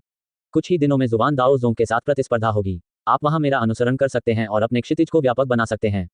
इसके अलावा जब आप तीसरी परत तक पहुंच गए तो क्या आपने आकर्षण तकनीक का अभ्यास किया? वांग लिन की अभिव्यक्ति सामान्य बनी रही जब उन्होंने उत्तर दिया, शिष्य ने आकर्षण तकनीक का अभ्यास किया है, लेकिन अभी भी वह इससे बहुत अपरिचित महसूस करता है। सुन दाजू ने सिर हिलाया और कहा, यह स्वाभाविक है। सच कहें तो ये सभी बुनियादी तकनीकें अभ्यास पर आधारित हैं। जितना अधिक आप अभ्यास करेंगे आप उतने ही बेहतर होंगे। आपके गुरु ने पूरे 1 वर्ष तक इसका अभ्यास किया और यह संप्रदाय में सबसे लंबा समय माना जा सकता है। देखिए। जब वह बोल रहा था उसने अपना हाथ हिलाया और एक छोटी रंगीन तलवार प्रकट हुई और कमरे में चक्कर लगाने के बाद वापस सन दाजू के हाथ में आ गई। आकर्षण तकनीक का अभ्यास करने और दूसरे स्तर तक पहुंचने के बाद व्यक्ति ड्राइव तकनीक का अभ्यास शुरू कर सकता है। ड्राइव तकनीक ही इस तलवार को चलाती है। बेशक इस स्तर तक पहुंचने के लिए आपको कम से कम चौथे स्तर तक पहुंचना होगा, लेकिन प्रतिस्पर्धा इतनी कड़ी होने के कारण हम आपको संप्रदाय का मजाक नहीं बनाने दे सकते। आपकी साधना कम है, इसलिए आपके ऊपर जाने की संभावना कम है, लेकिन आप संप्रदाय का कोई सम्मान नहीं खो सकते। उड़ती हुई तलवार को आकर्षण तकनीक से अभी भी नियंत्रित किया जा सकता है। मैं तुम्हें एक टोकन दूंगा, इसलिए तलवार मंदिर में जाओ और पहनने के लिए और प्रतियोगिता में दिखाने के लिए एक अच्छी उड़ने वाली तलवार चुनो। सुन दाजू ने अपनी बात समाप्त की और वांग लिन की ओर एक टोकन फेंका। वांग लिन की अभिव्यक्ति अजीब हो गई। वह बहुत देर तक अपना मुंह खोलता रहा, लेकिन समझ नहीं पाया कि क्या कहे। वांग लिन के हाव भाव को अजीब होते देख सन दाजू ने नाक भान सिकोड़ते हुए कहा, इसे छोटी बात मत समझो। तुम्हें अच्छा दिखना चाहिए, क्योंकि अगर तुमने मेरा मान सम्मान गिराया तो मैं तुम्हें माफ नहीं करूंगा। उस समय आपके स्वामी ने भी यही किया था। उड़ती हुई तलवार थामने मात्र से ही मेरे स्वामी को बहुत मान सम्मान मिला। वांग लिन ने व्यंग्यात्मक ढंग से मुस्कुराते हुए कहा, शिष्य निश्चित रूप से भयंकर दिखेंगे गुरु। चिंता मत करो। सन दाजू ने संतोष से सिर हिलाया और कहा, आप ये टोकन रख सकते हैं। इससे आप इस उद्यान में स्वतंत्र रूप से प्रवेश कर सकेंगे और बाहर निकल सकेंगे। लेकिन याद रखना, मेरी अनुमति के बिना तुम्हें किसी भी जड़ी बूटी को छूने की अनुमति नहीं है। वांग लिन ने सिर हिलाया। वह जानता था कि सन दाजू उसे पसंद नहीं करता, लेकिन ये देखते हुए कि वह पहले ही तीसरे स्तर तक पहुंच चुका था, सन दाजू ने कम से कम उसे एक शिष्य के रूप में पहचाना। वांग लिन सम्मानपूर्वक चले गए। कुछ ही देर बाद वह मुख्य प्रांगण में तलवार मंडप पर पहुंच गया। वह कई वर्ष पहले यहाँ आए थे और यहाँ दोबारा आकर उन्हें उस समय का दृश्य याद आ गया। तलवार मंडप के बाहर एक शिष्य सफेद वस्त्र पहने बैठा था। वह 30 साल का और मोटा सा दिख रहा था। वांग लिन ने उसे पहचाना नहीं, इसलिए ऐसा लगा कि उसने गहन प्रशिक्षण में भाग नहीं लिया था। उन्होंने वांग लिन की ओर देखा और कहा, जूनियर भाई, आप केवल तीसरे स्तर पर हैं। आप यहाँ पर क्या कर रहे हैं? यह एक ऐसा स्थान है जहां केवल चौथे स्तर या उससे ऊपर के शिष्य ही प्रवेश कर सकते हैं। वांग लिन चुप रहा। उसने वह टोकन निकाला जो सुन दाजू ने उसे दिया था और उसे फेंक दिया। मोटे शिष्य को टोकन मिलने के बाद उसका चेहरा अजीब हो गया, मानो वह मुस्कुराहट को रोकने की कोशिश कर रहा हो। जल्द ही वह खुद को और अधिक नहीं रोक सका और जोर से हंसने लगा। ऐसा लगता है कि यह बड़े भाई सन की परंपरा है। मैं इस बारे में भूल गया था। बड़े भाई सन की यह परंपरा है कि हर बार दूसरे संप्रदाय के साथ होने वाली प्रतियोगिता में वह उड़ती हुई तलवार दिखाना पसंद करते हैं। वांग लिन शर्मिंदा हो गया, विशेष रूप से सुन दाजू की गंभीर अभिव्यक्ति के बारे में सोचकर। वह सावधानी से मुस्कुराया। मोटा आदमी बहुत देर तक हंसता रहा। उन्होंने अपनी हंसी दबाते हुए हाथ हिलाते हुए कहा, जूनियर भाई आप जा सकते हैं। मैं दाईं ओर से तलवार 3 की सिफारिश करता हूँ। वह उड़ती तलवार सचमुच अद्भुत है। पहली बार जब मैंने इसे देखा तो मुझे लगा कि यह झाओ देश की सबसे अद्भुत उड़ने वाली तलवार है। वांग लिन ने तुरंत उस आदमी को धन्यवाद दिया और मंडप की ओर चला गया। जब वह 5 मीटर दूर था तो उसने अचानक मंडप से ऊर्जा की लहरें आती देखी जो उसे अंदर जाने से रोकने का प्रयास कर रही थी। ये देखकर मोटे आदमी को एहसास हुआ कि वह मंडप के चारों ओर बनाई गई संरचना को बंद करना भूल गया है। वह वांग लिन को बताना चाहता था, लेकिन जब वह बोलने वाला था तो वह अचानक रुक गया, जैसे कि उसके गले में मछली की हड्डी फंस गई हो। उसकी आंखें बड़ी हो गईं और वह अविश्वास की दृष्टि से वांग लिन को देखने लगा। वांग लिन को प्रतिरोध महसूस हुआ और उसे उस समय की शर्म याद आ गई। वह सूंघता हुआ आगे बढ़ता रहा। 5 metre, 4 metre, 3 metre, 2 metre, 1 metre. प्रतिरोध बढ़ने के बावजूद वह वांग लिन को रोकने में सक्षम नहीं था और वह आसानी से तलवार मंडप में घुस गया। कमरे में प्रवेश करने के बाद उसने अपनी दिव्य इंद्रिय का प्रयोग किया और पाया कि जिस कमरे में वह था वह बहुत अजीब था। ऐसा प्रतीत होता था कि उनकी दिव्य अनुभूति केवल 3 मीटर की सीमा तक ही सीमित थी। मोटा आदमी तुरंत चौंककर उछल पड़ा। वह तलवार मंडप के प्रबंधन का प्रभारी शिष्य था, इसलिए वह संरचनाओं की शक्ति को बहुत अच्छी तरह से जानता था। आंतरिक शिष्यों का तो जिक्र ही नहीं, लेकिन बहुत से बुजुर्ग लोग वांग लिन की तरह जबरदस्ती प्रवेश नहीं कर सके। केवल शिष्यों की भर्ती करते समय ही संरचना की शक्ति सैकड़ों गुना कमजोर कर दी जाती थी, ताकि तलवारों की ऊर्जा को मुक्त करके देखा जा सके कि कोई मेल है या नहीं। क्या संरचना टूट गई है? मोटे आदमी को विश्वास ही नहीं हुआ कि अभी क्या हुआ था। उन्होंने सोचा कि संरचना को तोड़ना जरूरी है, इसलिए वे स्वयं इसका परीक्षण करने के लिए आगे बढ़े। जैसे ही वह 5 मीटर की सीमा में पहुंचा, उसे बहुत तेज दबाव महसूस हुआ, जिससे उसे ऐसा महसूस हुआ जैसे वह अशांत समुद्र में एक पत्ता हो। उसे निर्दयतापूर्वक बाहर निकाल दिया गया। जैसे ही वह नीचे गिरा, उसका शरीर काला पड़ गया और एक चाप बना। जमीन पर गिरने के बाद उसने खांसते हुए कई घूंट खून बाहर निकाला। काफी देर बाद उसे होश आया। उसका चेहरा भय से भरा हुआ था। उन्होंने कहा, नहीं, टूटा नहीं। वांग लिन आसानी से कमरे में प्रवेश कर गया। अंदर जाकर उसने देखा कि वहां विभिन्न लंबाई की कई तलवारें उड़ रही थीं तथा सभी शक्तिशाली तलवारें चला रही थीं। वांग लिन ने बिना रुके एक एक करके प्रत्येक तलवार को देखा, जब तक कि उसे अंततः वह तलवार नहीं दिख गई जिसके बारे में मोटे आदमी ने कहा था कि वह झाओ देश की सबसे अद्भुत दिखने वाली तलवार थी।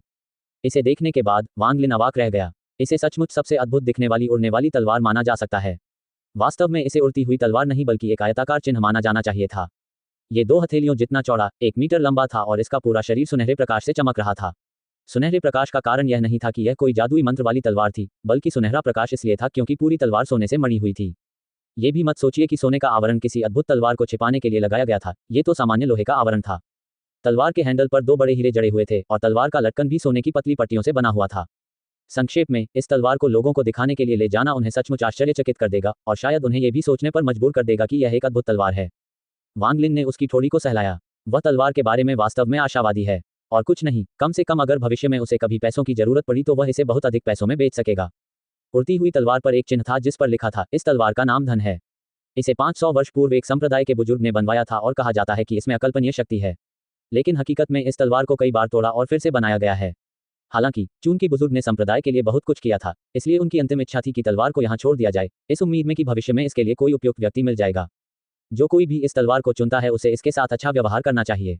यदि यह टूट जाए तो इसे तुरंत मरम्मत करवाना चाहिए। अगर इसे बेचा गया तो इसे बेचने वाले को संप्रदाय से बाहर निकाल दिया जाएगा। वांग लिन अपनी हंसी रोक नहीं सका। उसने तलवार उठाई और कहा, मैं तुम्हें चुन लूंगा, लेकिन मैं, वांग लिन, एक गरीब आदमी हूं, इसलिए यदि तुम टूट गए तो मुझसे उम्मीद मत करो कि मैं तुम्हें वापस जोड़ दूंगा। उड़ती हुई तलवार को अपने थैले में रखकर वह कमरे से बाहर चला गया। बाहर खड़ा मोटा आदमी घबराया हुआ लग रहा था। पहले की तरह उपहासपूर्ण हंसी के बजाय उन्होंने सम्मानपूर्वक वांग लिन को विदा किया। वांग लिन की दिव्य भावना मंडप के अंदर सीमित थी, इसलिए उसने यह नहीं देखा कि मोटे आदमी के साथ क्या हुआ, इसलिए वह आश्चर्यचकित था कि मोटा आदमी अचानक इतना सम्मान कैसे करने लगा। सन दाजू के बगीचे में लौटने के बाद वांग लिन ने तलवार निकाल ली। सन दाजू दंग रह गया और कुछ देर तक अपने आप में बुदबुदाने के बाद उसने सोच समझकर वांग लिन की ओर देखा और कहा, जब मैंने पहले ये तलवार देखी थी तो मुझ में इसे लेने की हिम्मत नहीं थी, लेकिन ऐसा लगता है कि तुम में हिम्मत है। अच्छा, इस तलवार को अपने साथ 3 दिन बाद होने वाली प्रतियोगिता में ले जाओ और बड़ों को दिखाओ। 3 दिन बाद हेंग्यू संप्रदाय की घंटी 9 बार बजी। यह आवाज पहाड़ पर बहुत देर तक गूंजती रही। मुखिया, सभी पुरनिये और कई शिष्य मुख्य हॉल के बाहर खड़े थे। उन्होंने आकाश में एक काला बिंदु देखा। काला बिंदु धीरे धीरे उनके करीब आता गया, जब तक कि उन्होंने नहीं देखा कि वह 1000 फुट लंबा सेंटीपीड था। कनखजूरा पूरी तरह से काला था। ऐसा लग रहा था जैसे वह काले बादलों पर कदम रख रहा हो और गरजते हुए उनकी ओर बढ़ रहा हो। एट नोवेल बिन एट। हेंगयू संप्रदाय के सभी आंतरिक शिष्यों ने गहरी सांस ली और उनकी आंखें भय से भर गईं। कुछ महिला शिष्यों के चेहरे पीले पड़ गए और उनके पैर कमजोर हो गए। इसमें बड़ी बात क्या है? यद्यपि यह 1000 फुट लंबा सेंटीपीड डरावना दिखता है, लेकिन अगर यहाँ हर कोई इसे तलवार से मार दे तो भी यह मर जाएगा। संप्रदाय प्रमुख के पास खड़ा लाल चेहरे वाला आदमी चिल्लाया। उसकी आवाज बहुत ऊंची थी। ऐसा लग रहा था कि वह चाहता था कि सेंटीपीड पर बैठे लोग सुन लें। एक अन्य बुजुर्ग ने सेंटीपीड को घूरते हुए फुसफुसाया, जुबान दाओ संप्रदाय हमेशा ऐसा ही करता है, मेरे हेंगयू संप्रदाय को धमकाने की कोशिश करता है क्योंकि हमारे पास कोई आत्मिक जानवर नहीं है। अगर कोई मौका है तो हमें उस आत्मिक जानवर को मारना होगा, फिर हम देखेंगे कि वे कैसे दिखावा करते हैं। संप्रदाय प्रमुख ने ठंडी सांस ली। अचानक उसके सामने एक बैंगनी तलवार प्रकट हुई। तलवार आकाश में उड़ गई और एक विशाल बैंगनी ड्रैगन बन गई। वह हेंगयू संप्रदाय के ऊपर कुंडली मारकर बैठ गया और कनखजूरे पर दहाड़ने लगा। 1000 फुट लंबा सेंटीपीड अचानक रुक गया और आगे बढ़ने की हिम्मत नहीं जुटा पाया। अचानक कनखजूरे के ऊपर से एक जोरदार हंसी की आवाज सुनाई दी। हुआंगलांग, यह अफवाह है कि इस बैंगनी तलवार में एक ड्रैगन की आत्मा है। ऐसा लगता है कि यह अफवाह झूठी नहीं है। मित्र, मैं अब यहाँ हूँ और यदि हम फिर से जीतते हैं तो हेंगयू संप्रदाय को अपना वादा निभाना होगा और हमसे चुराए गए 137 खजाने वापस करने होंगे, साथ ही हमें मुआवजे के रूप में 200 उड़ने वाली तलवारें भी देनी होंगी। संप्रदाय प्रमुख की अभिव्यक्ति सामान्य रही। वहां क्रोध का कोई निशान नहीं था। उन्होंने उदासीनता से कहा, मित्र ओयांग, यदि जुबान दाओ संप्रदाय इस बार जीतता है तो हेंगयू संप्रदाय स्वाभाविक रूप से वादे के अनुसार कार्य करेगा, लेकिन यदि आप लोग हार जाते हैं तो आपको आत्मिक जानवरों को नियंत्रित करने की अपनी तकनीक पर रोक लगानी होगी। जब वह बोल रहा था तो बैंगनी ड्रैगन धीरे धीरे गायब हो गया और वापस बैंगनी तलवार में बदल गया। ये संप्रदाय के प्रमुख हुआंगलॉन्ग के हाथ में वापस आ गया। 1000 फुट लंबा सेंटीपीड फिर आगे बढ़ने लगा। ये धीरे धीरे नीचे उतरते हुए हेंगयू संप्रदाय के ऊपर चक्कर लगाने लगा। सभी आंतरिक शिष्य जगह बनाने के लिए पीछे हट गए। शिष्यों को पीछे हटते देख सभी पुरनियों के चेहरे पर उदासी छा गई। सेंटीपीड के जमीन पर उतरने के बाद भी वह स्थिर रहा।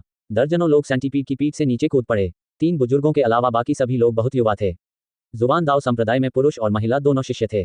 ऐसा लग रहा था कि वे हेंगयू संप्रदाय का मजाक उड़ा रहे थे क्योंकि वे जानते थे कि हेंगयू संप्रदाय में बैंगनी वस्त्र पहने हुए शिष्यों की संख्या बहुत कम थी, इसलिए उनमें से हर एक ने बैंगनी वस्त्र पहने हुए थे। एक और बात जिसने हेंगयू संप्रदाय के शिष्यों को आश्चर्यचकित किया वह ये थी कि जुबान दाओ संप्रदाय का हर एक शिष्य सुंदर था। नर बहुत सुंदर थे और मादाएं भी बहुत सुंदर थीं। विशेषकर आगे बैठे पुरुष और महिला शिष्य। वह नर असाधारण रूप से सुंदर और पुरुषत्व से परिपूर्ण था। उनकी लंबी आस्तीन और बाल हवा में लहरा रहे थे। उनकी पीठ पर उड़ती तलवार उन्हें और भी आकर्षक बना रही थी। उनके स्वरूप ने कुछ महिला आंतरिक शिष्यों को पूरी तरह से मोहित कर लिया। महिला शिष्या ने पूर्ण बैंगनी रंग पहना था। उसके बाल झरने की तरह लंबे थे, होंठ चमकदार लाल थे और सुंदर आंखें किसी का भी दिल जीत सकती थीं। यहाँ तक कि वांग लिन भी उसे देखकर अपने दिल की धड़कन तेज होने से नहीं रोक सका। वह बहुत आश्चर्यचकित हुआ जब उसने उसे ध्यान से देखा और तुरंत अधिक सतर्क हो गया।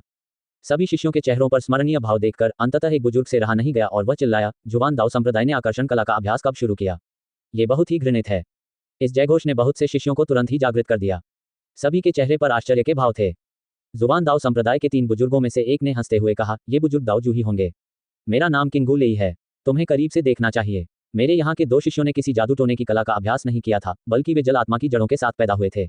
मैं देख सकता हूँ कि हेंगयू संप्रदाय के सभी शिष्यों में से किसी की भी आत्मा इतनी शुद्ध नहीं है। ये सभी 5 तत्वों का मिश्रण है। इसमें कोई आश्चर्य नहीं कि आप अंतर नहीं बता सकते।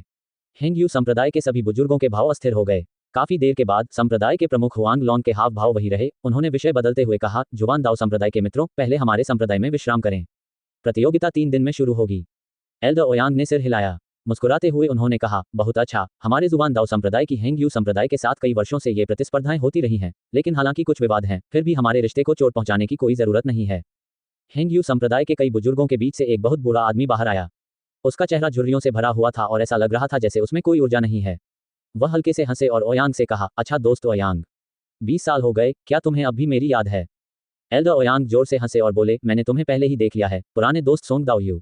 इस बार आपको मुझे अपनी घर में बनी शराब और पिलानी होगी। मेरे पास पर्याप्त नहीं था क्योंकि पिछली बार आप बहुत कंजूस थे। आप तो केवल एक ही जार लाए हैं। एल्डर सांग मुस्कुराए। ऐसा नहीं है कि मैं कंजूस हूँ, बल्कि ऐसा है कि जब आप शराब पीना शुरू करते हैं तो ये बहुत डरावना लगता है। चाहे मैं कितने भी बर्तन निकाल लूँ, वह पर्याप्त नहीं है। जैसे ही दोनों ने बातचीत शुरू की, जुबान दाओ संप्रदाय के अन्य 2 बुजुर्गों को परिचित चेहरे मिले और वे इस तरह बातचीत करने लगे जैसे पहले कही गई अप्रिय बातें कभी कही ही न गई हों। जब उन्होंने झाओ देश के साधना जगत में हो रही चीजों के बारे में बात की तो दोनों संप्रदायों के शिष्यों की आंखें वास्तव में खुल गईं। जैसे वुफैंग संप्रदाय का एक पुरुष शिष्य था जिसने मिस्टी संप्रदाय की प्रमुख महिला शिष्या को बहकाया और उसे गर्भवती कर दिया। मिस्ट संप्रदाय का मुखिया न्याय के लिए वुफैंग संप्रदाय के पास गया, लेकिन एक बच्चे के साथ वापस आया। या फिर स्वर्ग संप्रदाय की तरह, जहां कुछ शिष्यों ने संप्रदाय को छोड़ दिया और हेहुआन संप्रदाय में शामिल हो गए। जब उनमें से कुछ ने हेहुआन संप्रदाय में शामिल होने के लाभों का प्रचार करना शुरू किया तो अधिक से अधिक शिष्यों ने स्वर्ग संप्रदाय को त्याग दिया। इससे स्वर्गीय संप्रदाय का मुखिया इतना क्रोधित हो गया कि उसने संप्रदाय को छोड़ने वाले किसी भी शिष्य को मार डालने का आदेश जारी कर दिया। एट नोवेल बिन एट या किसी प्रतिभाशाली बच्चे के जन्म के बारे में, और अंत में मिस्टीसेक्ट के कोर फॉर्मेशन विशेषज्ञ का जन्मदिन कुछ महीनों में होने के बारे में, ताकि सभी मित्र संप्रदाय इसमें शामिल होने के लिए लोगों को भेज सकें, वगैरह। वांग लिन ने काफी देर तक सुना और झाओ देश की खेती की दुनिया के बारे में उसकी धारणा बहुत धुंधली हो गई। एक समय अचानक उसे ऐसा महसूस हुआ कि कोई उसे देख रहा है। उसने अपना सिर घुमाया और देखा कि जुबान दाओ संप्रदाय की वह महिला शिष्या उसकी ओर देख रही थी और उसके चेहरे पर हल्की मुस्कान थी। वांग लिन ने अपना सिर हिलाया और चुपके से अपना बचाव किया। उन्हें विश्वास नहीं था कि उनमें वह आकर्षण है कि वे उपस्थित सभी शिष्यों में से किसी का ध्यान अपनी ओर आकर्षित कर सकें। लियू मेई जुबान दाओ संप्रदाय में आंतरिक शिष्यों की नेता थी और अपनी जन्मजात आकर्षण क्षमता पर बहुत आश्वस्त थी। जुबान दाओ संप्रदाय में उसकी उम्र का कोई भी व्यक्ति उसका विरोध नहीं कर सकता था। लेकिन वह साधारण सा दिखने वाला युवक सबसे पहले ठीक हो गया, जिससे वह आश्चर्यचकित हो गई। वह कुछ और नजरें डालने से खुद को रोक नहीं सकी, लेकिन उसने वांग लिन को जैसे भी देखा, वह केवल तीसरी परत पर था और कुछ भी असामान्य नहीं था। जैसे जैसे बुजुर्ग बातचीत कर रहे थे, दोनों संप्रदायों के शिष्य भी आने वाली प्रतियोगिता की तैयारी के लिए एक दूसरे से बातचीत करने लगे। जुबान दाओ संप्रदाय के सभी शिष्यों पर एक रहस्यमय कोहरा छाया हुआ था जो उनके साधना स्तर को छिपा रहा था। वांग लिन को भी आश्चर्य हुआ कि वह जुबान दाओ संप्रदाय में रुचि रखने लगा। ये तकनीक छद्मगोली के समान ही थी, लेकिन उच्च स्तर की। हेंग यू संप्रदाय के शिष्यों ने अपना पूरा ध्यान उस पुरुष और महिला पर केंद्रित कर रखा था। उन सभी के अपने अपने विचार थे, लेकिन वांग लिन ने एक अजीब घटना देखी। जुबान दाओ संप्रदाय के सभी शिष्यों की आंखों से ऐसा लग रहा था कि वे पीछे खड़े एक मध्यम आयु वर्ग के व्यक्ति के प्रति सम्मान का भाव दिखा रहे थे। उस व्यक्ति को एक विचारमग्न नजर से देखने के बाद वांग लिन ने अपनी नजर हटा ली, अपना सिर नीचे कर लिया और चुप हो गया।